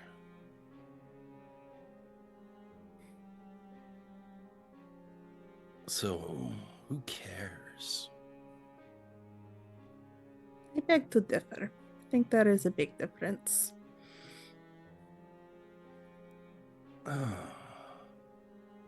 Okay. What's that? You feel more when you are alive. That's simply.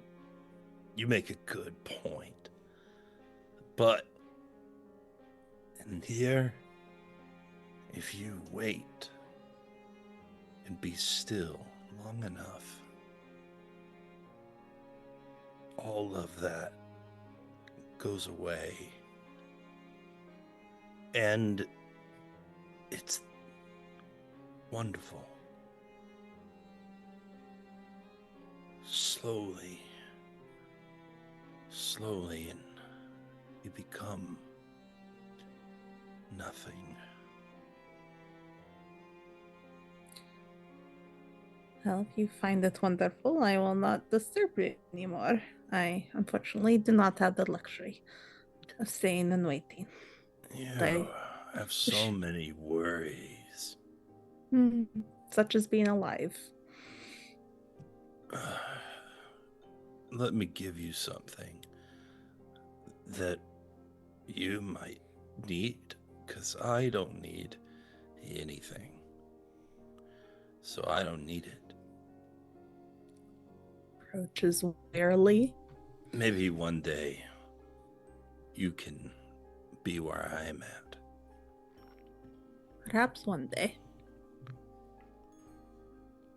Anyway, it fishes around inside of its spectral body until it finds something, a sort of glowing ember, and holds it out to you. Take it very gingerly. Try not to touch the ghost itself.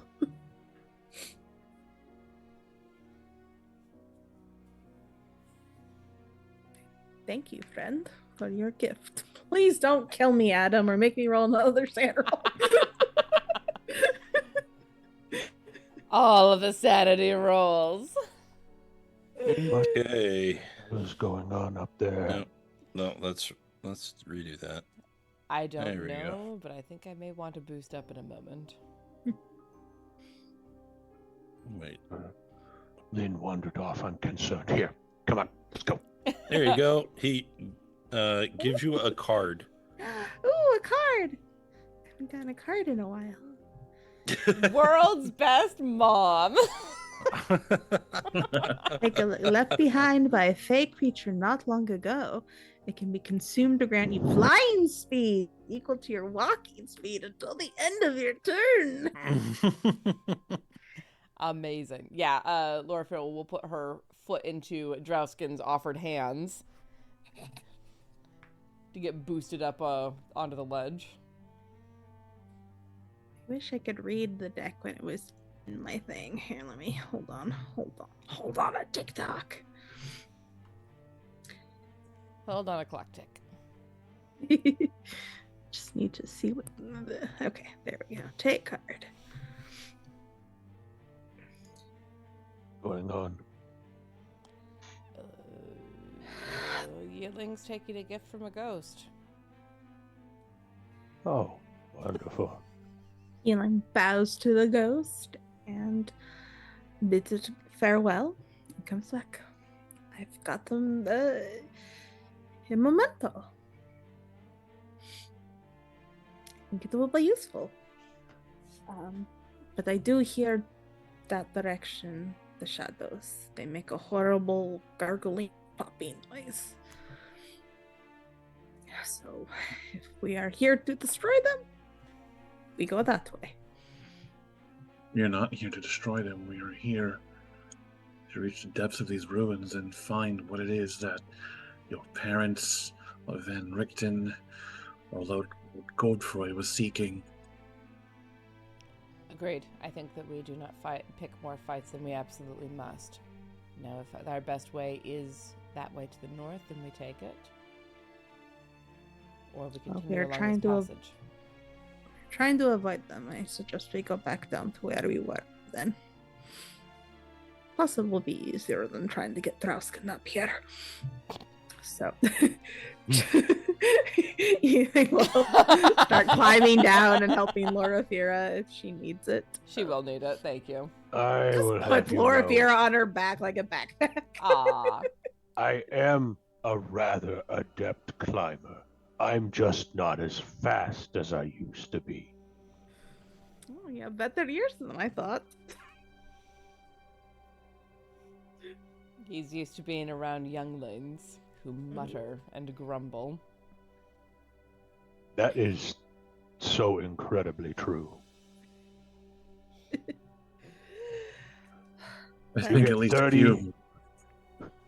You get 30 young recruits lined up. They think that they can whisper back and forth to each other and nobody will notice. It's very loud on the training field.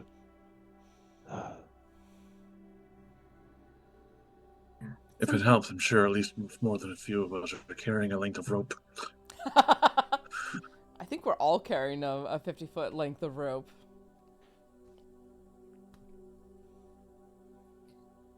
Right, and oops, sorry, I was busy. Let me climb down. No, thank you for taking me down. All right. Tap, Lead tap, on. tap, tap, tap, tap, tap. You All continue your way through the central tunnel and the caverns. Again, sounds echoing through the caverns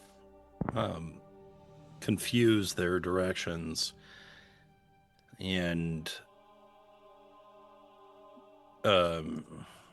confuse and create a sense of unease as the feeling of darkness and despair pushes further down upon you.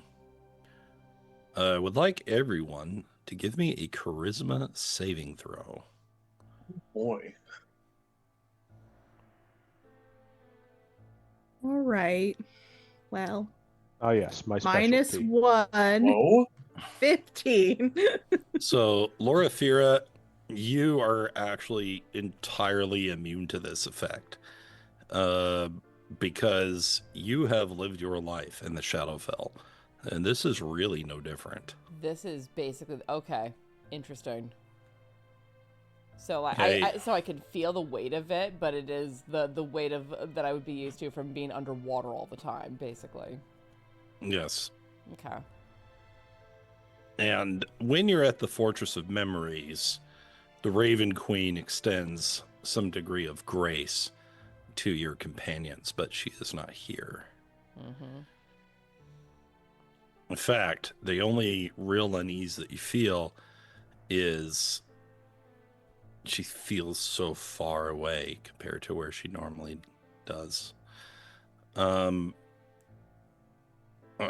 of you do just fine. In terms of your saving throw, you're able to keep all of your numbers intact. That's a way to put it. This oppressive weight is growing stronger. Quite uncomfortable, but we can take it. Let's not grow too overconfident at this point. I am not confident about anything here, but Then as you approach, you can see a collection of bushes where an opening in the cavern from overhead allows sunlight and thus plant life to grow. And you notice some rather rare plant life just in front of this boulder. Oh no. Unspot. We were told to be aware of daylight. Yeah, friends. Another apparition just over there. oh, I see them. Yes, When's you do. And looking back and forth frantically, you see an elven man.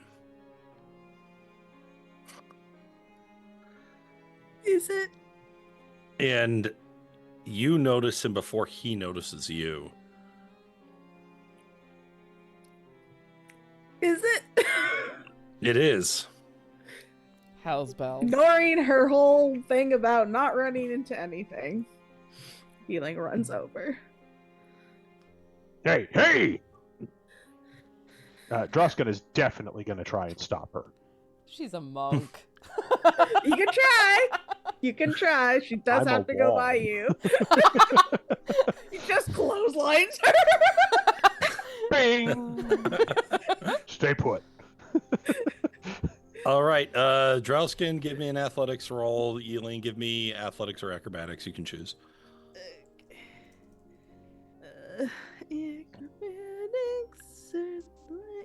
Acrobatics are definitely better. Jesus. Like All I right, she said. slides on her knees underneath you, anticipating your attempt. Very deftly, as you rush over to him, and he goes, Damn it! Damn it! "It's not possible. That's Behind me. me, the passage. It is safe. You can't." And he's just like that. He is whisked away. And then appearing out of the shadows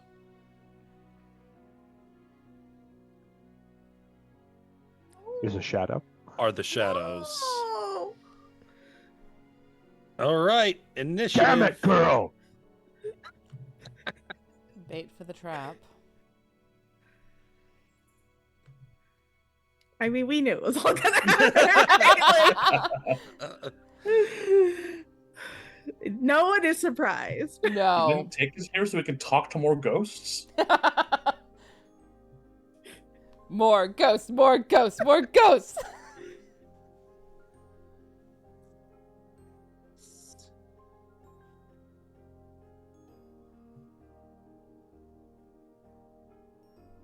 Okay. We'll roll once for our shadows and once for our deep shadow. Ooh. Okay. They come springing at you, but as your adrenaline and heart rate are already up, Yi-Ling, as your father's spirit vanishes before you and these shadows emerge, you're already alert. You have the first action. As a bonus action, she will be, how dare you take him from me? and she will pull off her necklace of prayer beads, her fire opal, and use it to cast Branding Smite onto her glaive. I will just say, Loraphyra did tell you that they're immune to fire. Branding Smite is radiant damage. Resistant, excuse me. Yeah. It's been a hot minute since I've used any smites. Radiant damage, excellent. Yeah, yes, it is good. It is good. Oh, yeah. I know, right? Branding Smite sounds like it should be fire, right? It does. It does. Spell Yeah, names are searing bad. That's searing smite. That's sneering. Spell Yeah. names are bad. Yeah, some of them are. And then It should be something like Daylight Smite if it's gonna be radiant. she goes to take a step forward and like hears Drausken muttering behind her and stops. No, they can come to us. And she will pluck a star off her rope of stars and cast all the magic missiles at the big one. Okay. 7. They are not immune in any way to force. So here we go. 74. Here we go. Whee! Okay. Middling. Fair. Okay, well, so that's plus an additional 7 then, right? Oh, yes. So, Plus, I always forget that plus ones to the that's magic missiles. 23 Pew, damage. pew, pew, pew, pew, pew, pew. All right, the shadow lets out a blood-curdling squeal that assaults your ears and your minds and your guts, frankly. Just grits her teeth and is ready with her polearm mastery when one of them gets enraged. Okay, I like this ultra-focused Yi-Ling. This is great. Trying to be better. Ultra instinct Yi-Ling. If only. Oh, I need Right. battle music. The serpentine track's not gonna cut it. Let's see. Yeah. Fight music. Okay, the creature reaches out with a spectral, ghostly hand, and you're assaulted by darkness. Please give me a Constitution saving throw.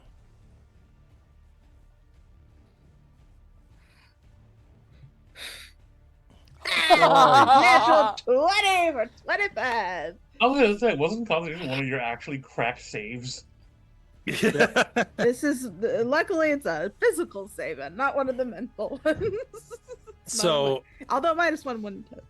you sense the projectile coming in your direction, and you lift your glaive, slicing it and destroying the darkness as it approaches you. No, this isn't using your smite. I'm just illustrating. But you have I am glowing from the you brands. have blocked its ability to, or its attempt at blindness. Okay. Otherwise, it stays put. Actually, no, it doesn't. Come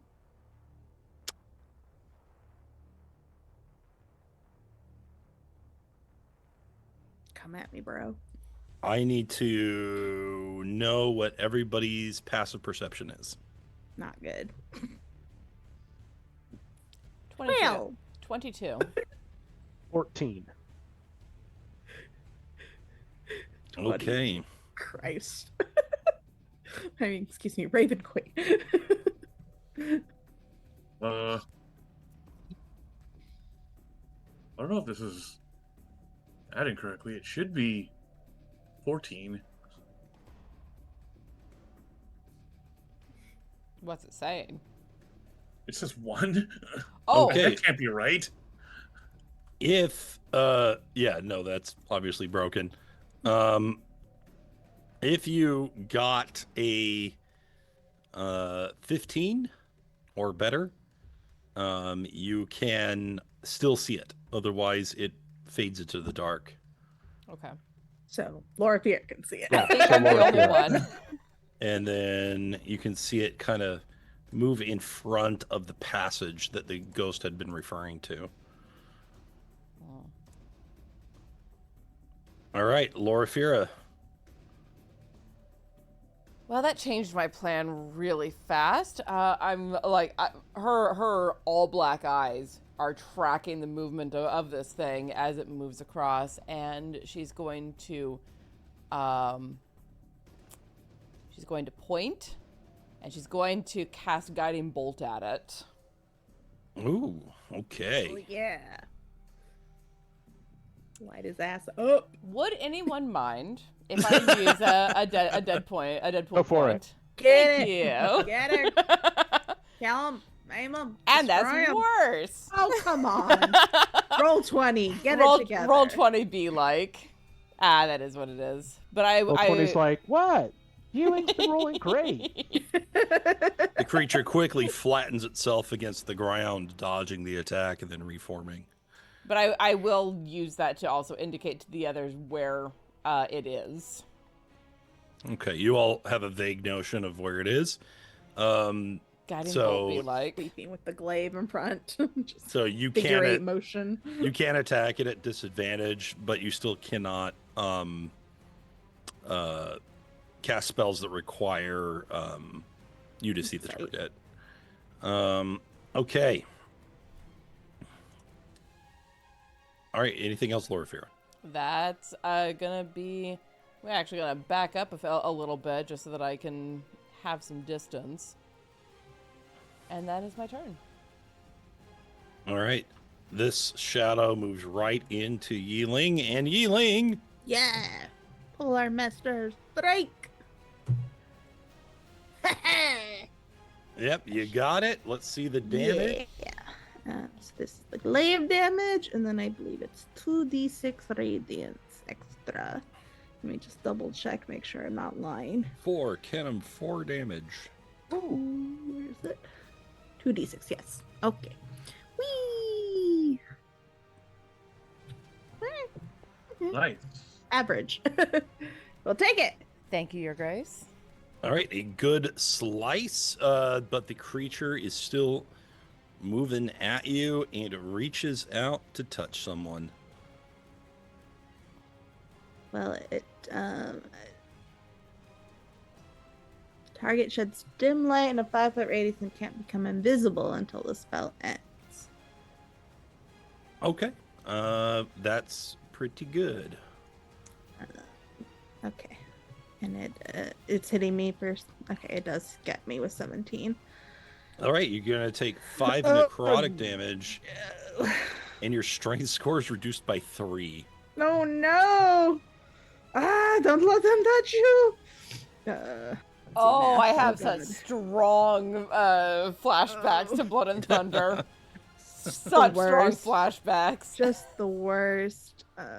Drausken, you were going to have to block for all of us. Oh, my strength That went was down the from plan. a 3 to a 1! Oh my god! This is the worst. Oh. All right, Oh, just I don't know. instinctively, it tries to move back into the shadows, but cannot, as you have branded it. Yeah. Right, you were lit up like a freaking Christmas tree. Right, this shadow flies in, Oh god, I'm just gonna die. Okay. and it is gonna do strength. No, it misses. Just frantically dodging now. This one gets here 30 feet, and likewise attempts a strength drain. Oh, thank the Nat gods. 1. And then they are going to move back 10 feet. And they are both going to attempt to hide.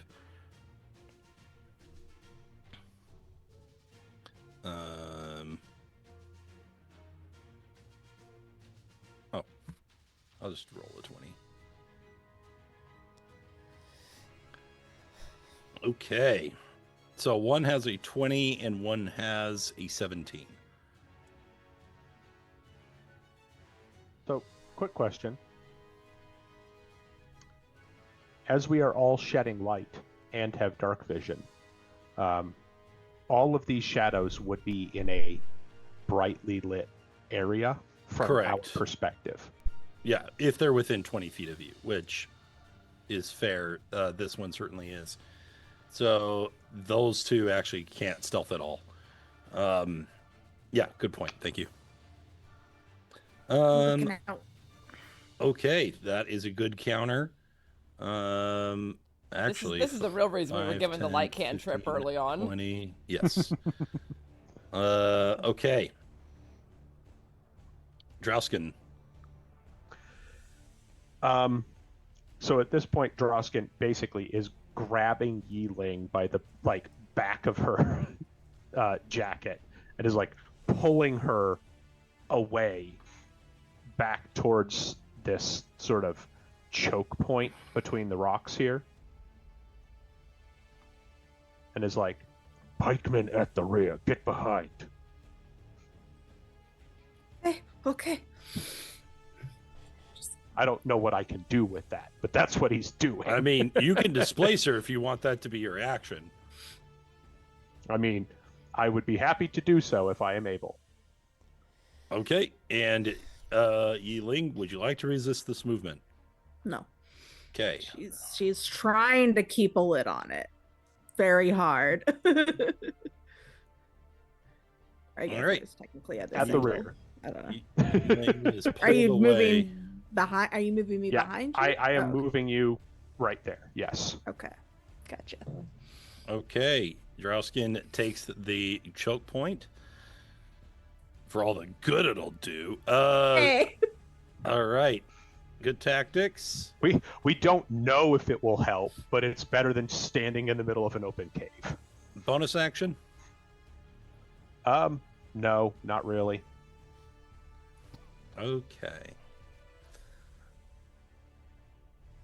Okay, this one actually is invisible now. All right.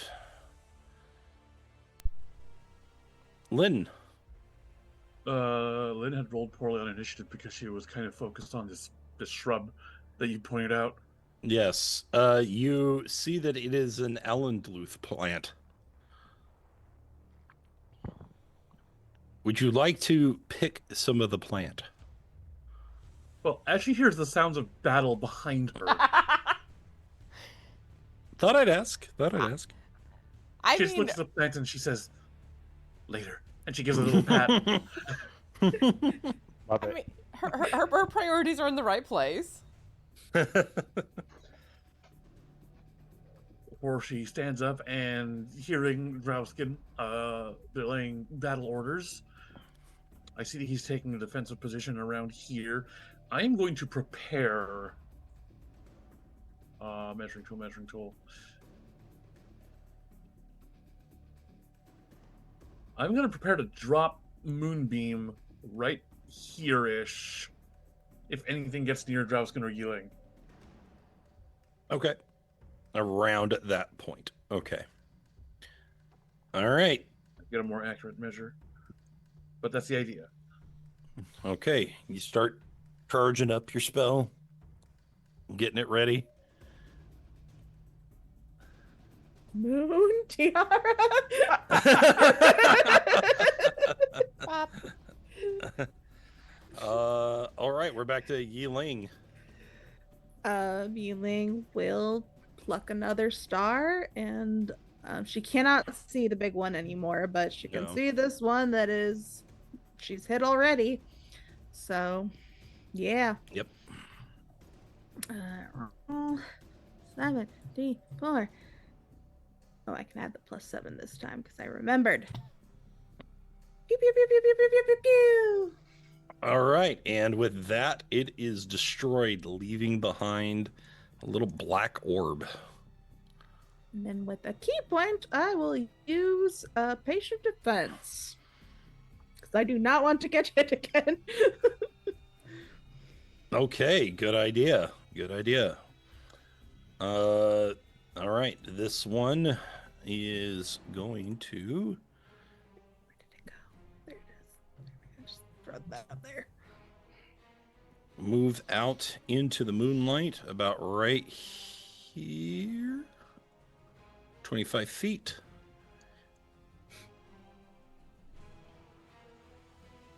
And then it is going to reach up, grab its own face in the center, and rip it out in two different directions, revealing horrifying visions within its dark, inky body. And it is casting fear. Oh my that. All right. That was an So- intensely visceral way to describe that. Well done. Path of the FromSoft. So what? Wisdom saves all around? Let's see, the From cone. what game is that? Yeah, that's. It's a 30-foot cone. What are you talking Whoa, about? Back it up, back It's it a up. back it 30-foot up. cone. There we go. Sir. There we go. Sorry, I was having fun. All right. I mean, 30-foot it is cone. a souped-up monster, so maybe it's got empowered spells. But No, not in this case. Yeah, 30-foot cone, wisdom saving throw, and this is against fear, obviously. So if you have something. Okay. May I Yi-Ling, you, Yes, you may. Yi-Ling, you have protection from good and evil. I do? Oh, you put that on No, me? you haven't. You didn't put it on her, did you? You Didn't had I? it prepared. You had it prepared, but I don't because you said it's only 10 Yeah. minutes, right? And so I don't think you cast it yet. I don't think so either. Okay. May I use it? Oh, even if I did, it's Yes, you may. concentration. Never mind. Okay. Yeah. That is not better. That's a 6. it's okay. You It have is still better. mind. Just I know. I just trying to avoid using it if I could, but I will use it. I can do that. All right, Spell. Loraphyra, you're like, but otherwise fine. Yeah, it's one of those. Oh, that was not pleasant. Like, oh, I've seen worse. Yeah, everybody else is frightened. And Wait, what's the save on that? 17.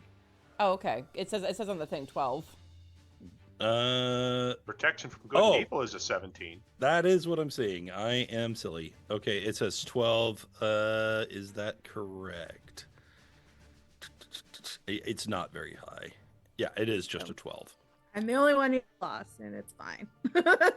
Okay, so only one of you is feared. It killed me before. I should be feared.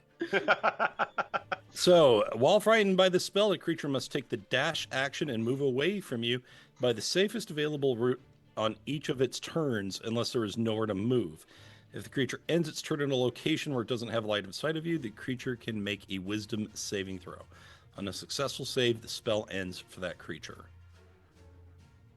Okay. Then, after moving 25, 30, 35, 40, it's going to move right here, and it is going to attempt to hide. 5, 10, 15, 20. Yep, it is in dim light now. And this is actually going to be plus an additional 2, but it doesn't matter. Not against my eyes, anyway. And so, yeah, right now it's hiding with an 11, which is not great. Okay. Thank you, Duke Fleeg. Thank you. Man, Your man, Grace. this guy is just like pumping points. He's our to me. patron. We are all Duke Fleeg's warlocks. We just accept that. Yeah. Are you Fleeg's fledglings? Is that? Yes, Ooh, I we are like now. that. I like to think we're a bunch of actors putting on a play for his amusement. Yeah, that's right. Next time someone rolls a Fey patron, that they're going to be named Duke Fleeg. Yes. Yes. Here for it. Here for it. I'm going to attempt to guiding bolt the big one again. Kamehameha. If I can get it, it's a good shot. God damn it all. Use a You want to use that point that you just got? Just Yes, if you guys are okay with that. The worst thing about Oh. guiding saber suck. Yeah. 16, Okay. does that hit? Okay. 16's a hit. Yes. Thank fuck. Yes. You're welcome. Wait, what? Thank you, Duke Right, Fleeg. 11 radiant damage, which if he is vulnerable, that's 22 radiant. And 22 is what he takes. And in addition to that, he's all lit up for your convenience. Love it. Right. Pay to win. You know, as was evidenced the last time that I used a bit, it doesn't always work. Right. True. Yeah. So our pay to win As I know games. also. Sometimes you just get nothing. Welcome to the gotcha. Yeah. Gotcha Truly. life. You can boost all the way to endgame, but if you don't know the raid, you're gonna get blown up. I will take the word of the person who plays gotcha games. Okay. That's the end of my turn. All right. Little Shadow's turn. That one's dead. Yeah, one of them is dead, but they all share the same initiative. Oh, they also. Okay, I see. So this one creeps on over to Drausken. Point of clarification on He's getting lit Branding's up. smite. Does it only last one attack, or is it until it ends? So it lasts on your blade until you land the attack, and once you land the attack, it's used. Okay, so I don't have it anymore. Gotcha. It means But if I you can miss, still- you don't just blow the spell. Right. Gotcha. Okay, but I can still attack with my reaction polar mastery. Pardon me, Drausken. Just pokes around him. Hey, that's what we're here for. Oh, damn. Well, I mean, you I are guess feared, so. Okay, probably not there. Probably Sorry, a here. little shaky. You're a third. But Lynn's There you moonbeam go. should be going off. He so- is gonna have to take a DC 17 Constitution saving throw. I'm not sure why it says 14 on the spell, but it should be 17. Moonbeam. Moonbeam. It's weird because it said 17 before. Womp womp. It And that's takes protection from damage. 2d10 stars. Yeah. Eat it. 12 that's radiant 24. damage. 24. 24 radiant, yeah. Okay, so as soon as you pop that up, it floats over and just dissolves. It's just gone. Amazing. Well done, just like in Baldur's Gate. Okay. By the way, you're gonna want this spell and also Wall of Fire for Act 2, just saying. Okay. Noted. Thank you. Alondra already has Moonbeam. I will make a note of Wall of Fire. I know what encounter you're talking about. I will say Wall of Fire is probably one of the best spells for Act 2 and beyond. Wall of Fire is weird because I only have used it a couple of times in the tabletop, but I can see its use in a video game. Mm-hmm. It's better in the video game. Okay, we still have one more shadow.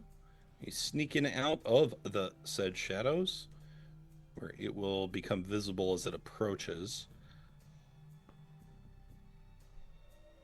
Okay. And you know what? The ones in the video game are stupid too. So it's going to float right through. Smack. And it is going to horribly fail a con save and take 24 damage and die. We love to see it. Okay, so at least here you've destroyed those 3 shadows. And with that, it is Drausken's turn. All right. Well, at this point, Drausken is going to hold the line. Going to go ahead and take the dodge action because his back line seems to be doing work on these shadows. So all he has to do is just keep them away. But he is going to kind of like grab Yi-Ling kind of behind and be like, steady, steady.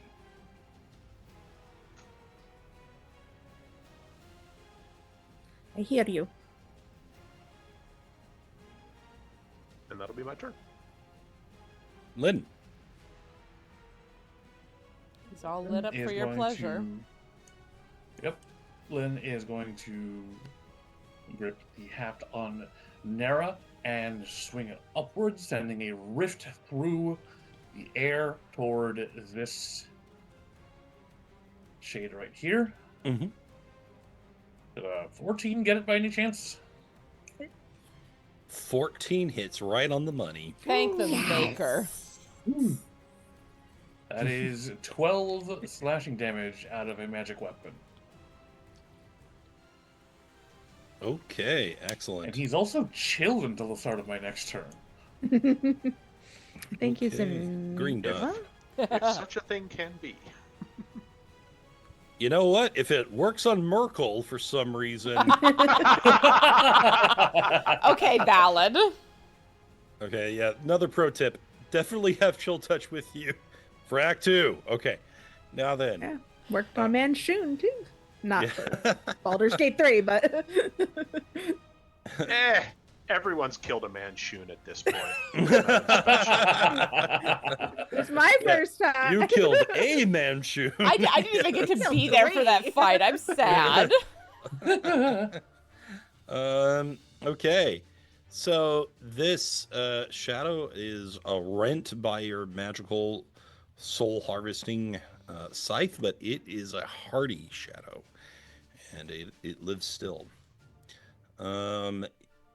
Yi-Ling.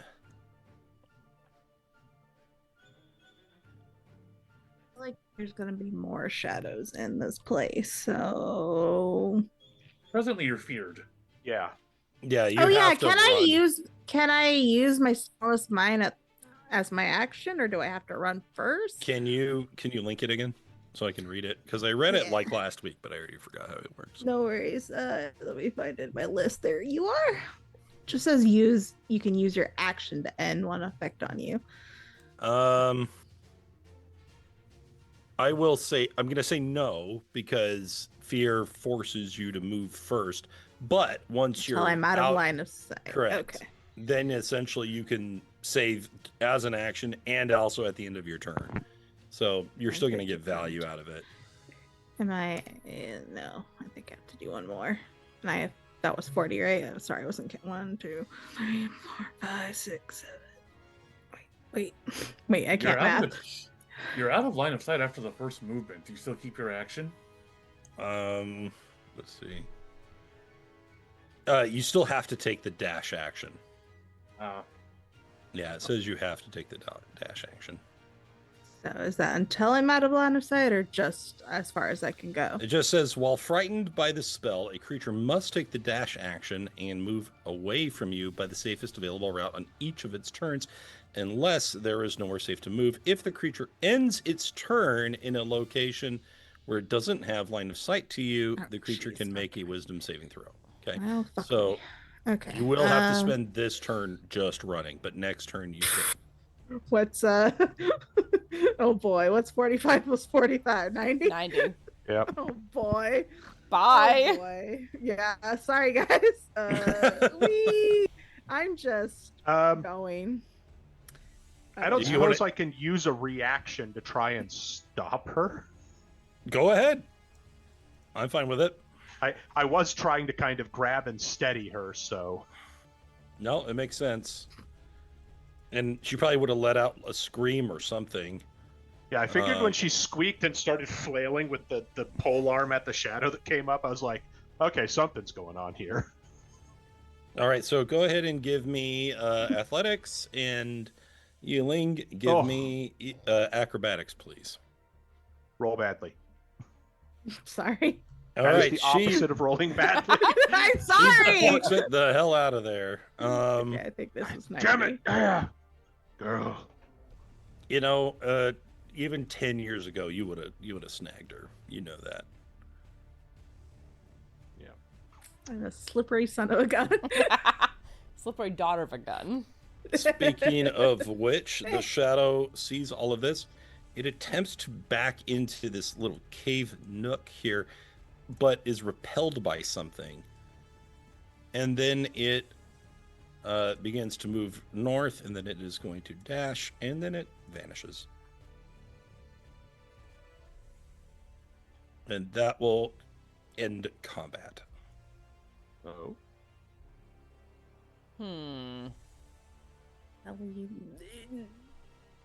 I watched it bounce off of something at that cave door.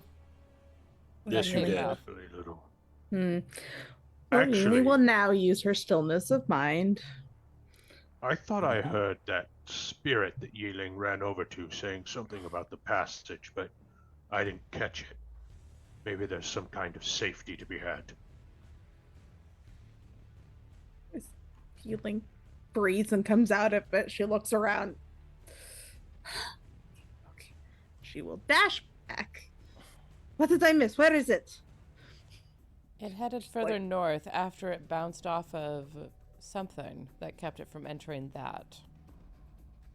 Running away seems to be catching here.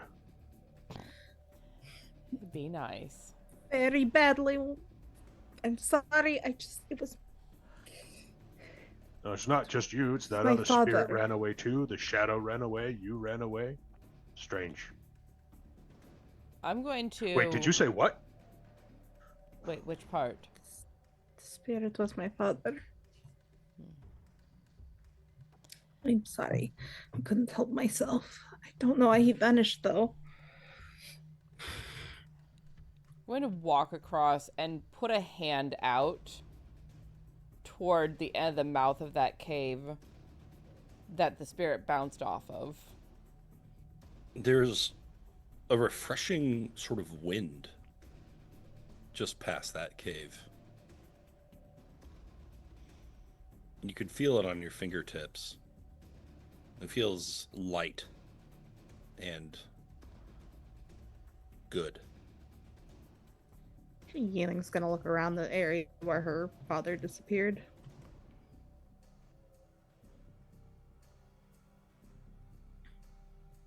You look around for any kind of trace of your father, but wherever he was whisked to, there's no physical evidence that it was even ever here.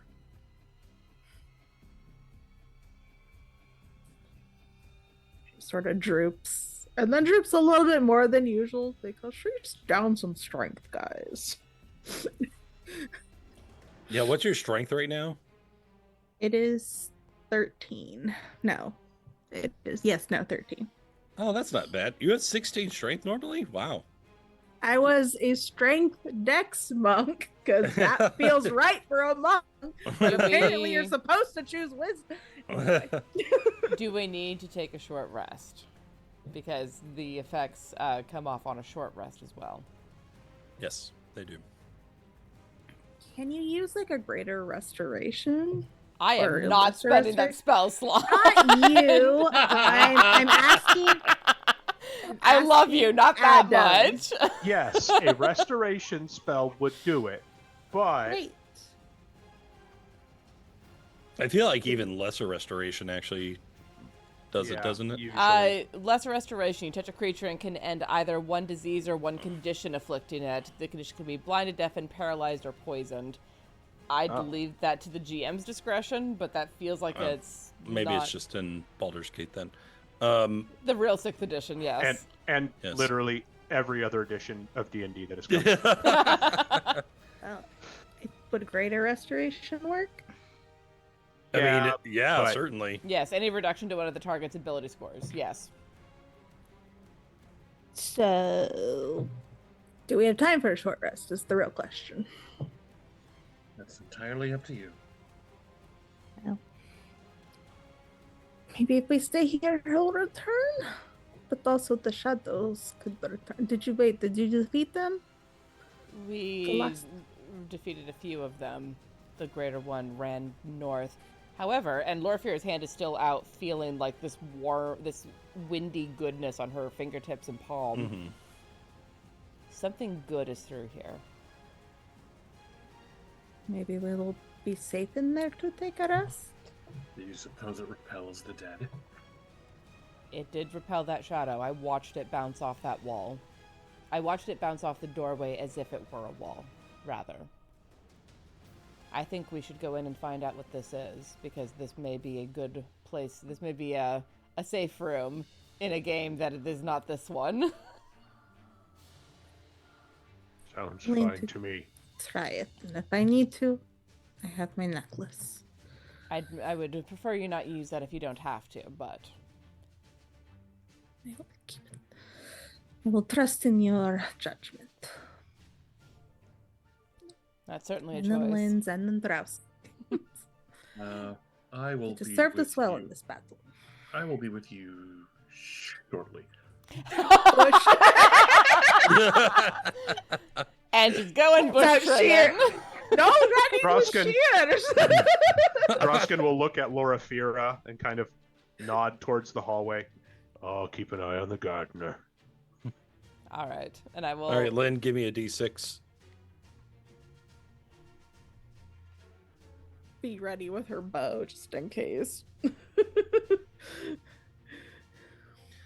All right, I'm going to give you 2 samples of Allendeloof. Noise. Nice.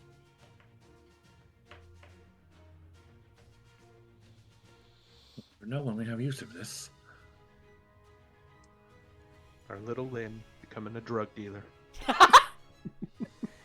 What I is mean, it? What she what started is it? learning from hags, so What feels is it right. with the TTRPGs on this channel? We've got Vale who does drugs and buys them for other people. Drugs are good, I guess. Drugs. Drugs are bad, Kai. Loraphyra will. It's- will It's I like my just a prescription ones. painkiller. Don't OD on it. Doctor's orders. just a She just painkiller. wants some Tylenol. It's fine. Sure, so's Oxy. Loraphyra It will works. I mean it does. Loraphyra will step through So does morphine. the doorway into the hallway. Is it a room beyond? Is it a what is on the other side that she can see? So We get to change maps. I don't have another map for this, at least not yet. But there is just a little cave, and it's like you walked into a Costco. Oh, And- that immediate like AC rush. Yes. And so you feel like that feeling of the shadows are gone. Okay. But your elation is met with surprise and perhaps a tiny bit of horror as you look down at the ground and there is a corpse. Is it an elven male corpse? It is an elven male corpse. Okay. I will stop and I'm kind of blocking the doorway with my body as I'm looking down at this.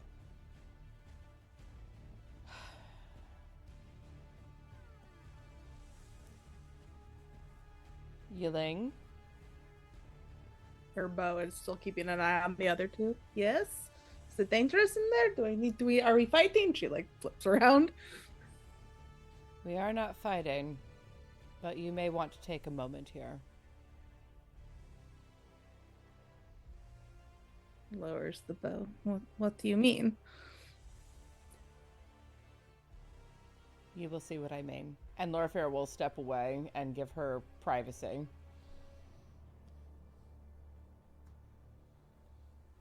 We'll step forward and I mean it's been what, 8 years? Is he Yeah. preserved? It's not preserved. I mean, it's mostly bones and clothing and signs of battle. But there's no mistaking it. The corpse is your father. But even still, despite the shock and horror of it, the feeling of the shadows isn't here.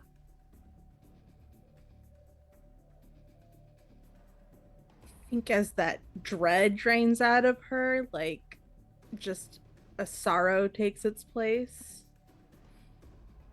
And she will kneel down.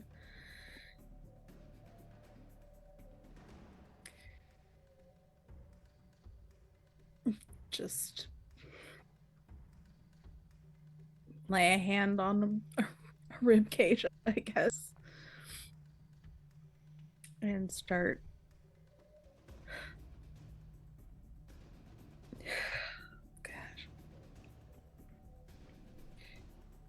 saying a prayer in Elvish. One of the ones that her father taught her.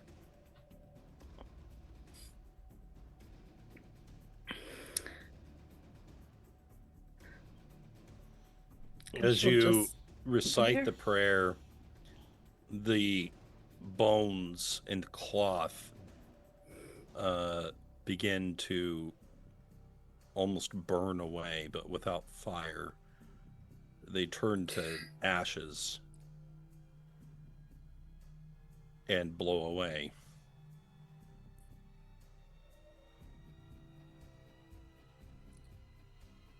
And left behind is an empty scabbard.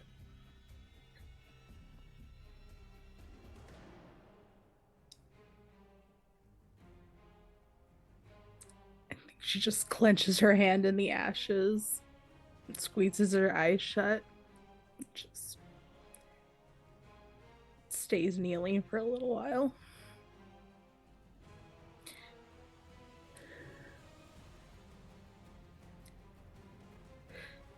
She just waits like that for the others.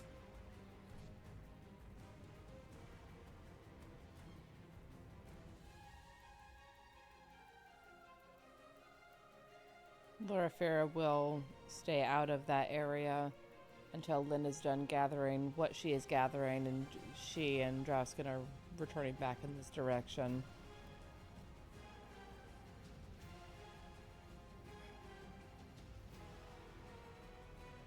Kind of raise a hand a little bit.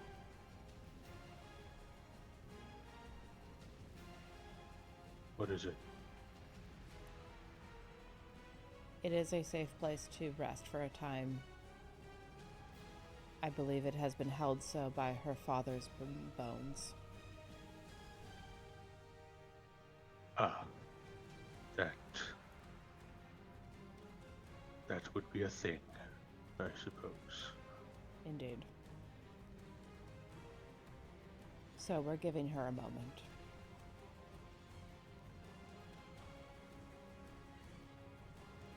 Understood.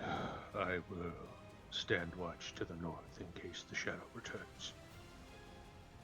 Thank you. And Loraphyra will keep an eye on Yi-Ling inside of the cave without, like, staring at her. It's that art of indirect watching. And Right. when she gets the sense that Yi-Ling has done what she needed to do, she'll she'll let out a low whistle to draw Drausken's attention and draw him back back here.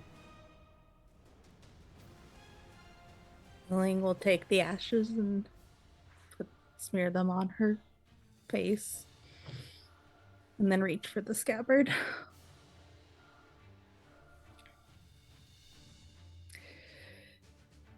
Did you say it was empty, or? Yes, it's empty. The scabbard is for a short sword. But yes, it is empty. That's all that's left of him. She'll fix it to her belt. That isn't true at all. You remain of him. You carry his memory, his blood, his bone, his self out into the world. You are the continuation of your mother and father, as well as yourself. And even now, through the discipline he passed down to you, he continues to protect you. This... Carry it as a memento of him, but do not think it is all that he has left here. Reminded. Oh, God. Go ahead. This is your pain. This is your memory. I cannot take it from you. However you must, you carry it with you. And everything it stands for.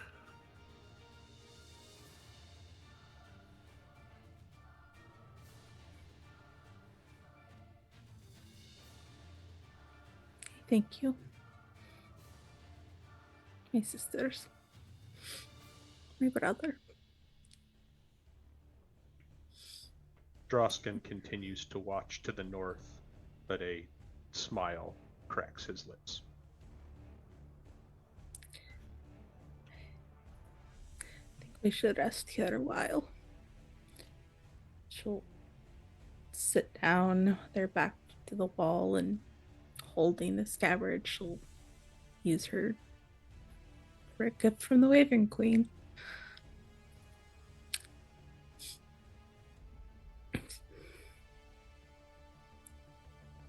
And so you pass some time in quiet and in thought, and despite the despair and chill of this place, there is a little pocket of warmth and relief. And maybe the last that you get from some time. As you have begun to delve into the darkness, you are only scratching the surface. If something known as the dark powers rest here,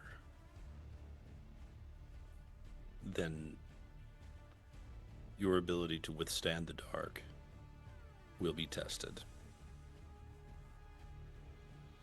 And that will have to happen next time. Indeed. I had the wrong music up for that part. I apologize. Okay, I'm listening to it's called When the Last Hope Runs Out. Oh, that's a good one. It is a good one.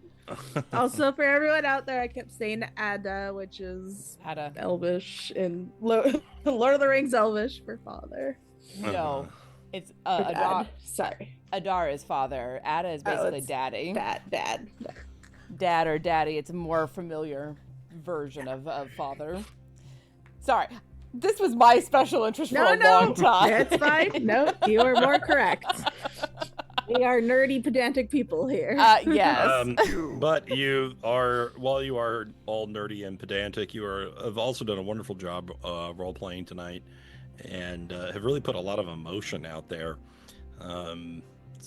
So I cannot give you Oscars. However, I can award to each of you an inspiration point, or if you already have one, I'll give you a card.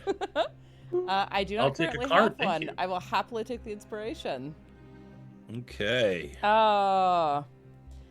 There's Lynn, gets a This card. one, he said we could have more than one inspiration in this game. Well, I think every subsequent inspiration Yeah. becomes a card. Correct. Ah, I see. I guess I will take a card then, because I apparently have an inspiration.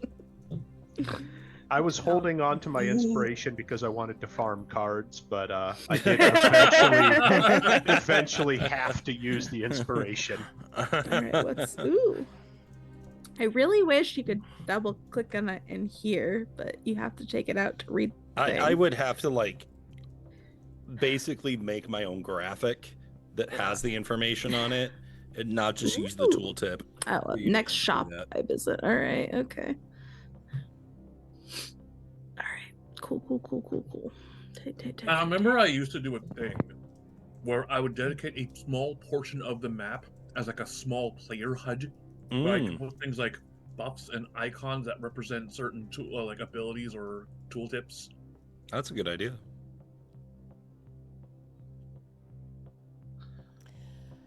All right. Well, thank you all so much for being here for this week's episode of Death.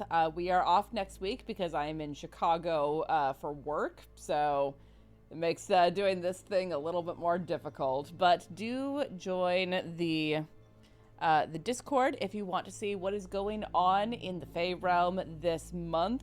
Short version, I'm working a lot of evenings, which means that there's going to be a lot of very queer video games for daytime streams, because I still want to keep the channel up and moving, and I'm queer, and we're doing the thing because it's June, because queer joy is a very important thing right now, in my slightly less than humble opinion. Also queer wrath, because, you know. Wait, you're queer? I know I'm very good at hiding it. I say it with my half-shaved head. It's also The existence of queer wrath and queer pride suggests the existence of queer sloth. I suggest you celebrate that as well. Oh man, I need so much sleep. Queer sloth would be great. Queer lust is just queer. The 7 deadly queens. Well, okay, Well, I mean, most some of us queer. are asexual. Most queer. A lot of queer. That's fair. But yes, check out the Discord if you. I have a calendar up for what I have planned for this month. Everything is subject to whether or not I get gigs, because pay jobs have to come first. That's just kind of the way of it. What's up, Tanya? Well, we will be here Thursday, right? We will be here Thursday. This very same group will return on Thursday to play the second part of the one-shot of Lancer. Because no one-shot is ever a one-shot. I can hear Lady Bedivere screaming from across the hills, because she is the queen of the one-shots and does one-shots in one session. I'll believe it when I see it. I will make her run a one-shot for us at some point. How's that? Yes, please do. All coming together. Master plan. The master plan. Trap has been sprung. Amazing. So yes, tomorrow we are returning with Midnight in the Garden of Chrome and Fog. Things have gotten fucky. Lorelai's trapped inside of a clinic as things go very sideways. Thursday, this group will be back to play Lancer, and on Friday, Alondra and I are going to be playing some more Baldur's Gate 3. We finished up Anti-Ethel. We're gonna see what comes next. Okay, fair enough. As somebody who ran only half the starter kit one shot in 7 hours last week, they couldn't be more true. Valid. Starter kits are particularly that way. They're not one shots. There's too much going on there. I ran a 9-hour session last week. No. That was all one combat. Jeez. It just Fuck took that noise. forever. Fuck that noise. Hold on, though. No One big system. deal. Ridiculous. It was the culmination of like several lead-up adventures. So like, it was a big up-and-coming thing. But, Okay, it took so long. I can accept that. When we wrapped my very first D&D campaign that I was in, we had a whole bunch of people sitting around the living room, and it was like a 7 or 8 hour game to wrap that one up. But we also had a bunch of like special guests because we were playing it over New Year's Eve. Nice. And that was our party, because that house was deeply nerdy. Anyways, before we get too much deeper into all of that, thank you all so much for being here, and we will see you on Thursday for this group to play some more Lancer, and then for Death in 2 weeks. So mark it on your calendar if you want to see what happens next in Mordent. Thank you all so much, and until we meet again, I hope that your journey back through the mushroom circles is as calm and as peaceful as it is possible to be. And until we meet again, stay safe, stay healthy, and I will see you all again very soon. We're going to raid out to Jenna's online, tell her that I say hi. Good night, everyone.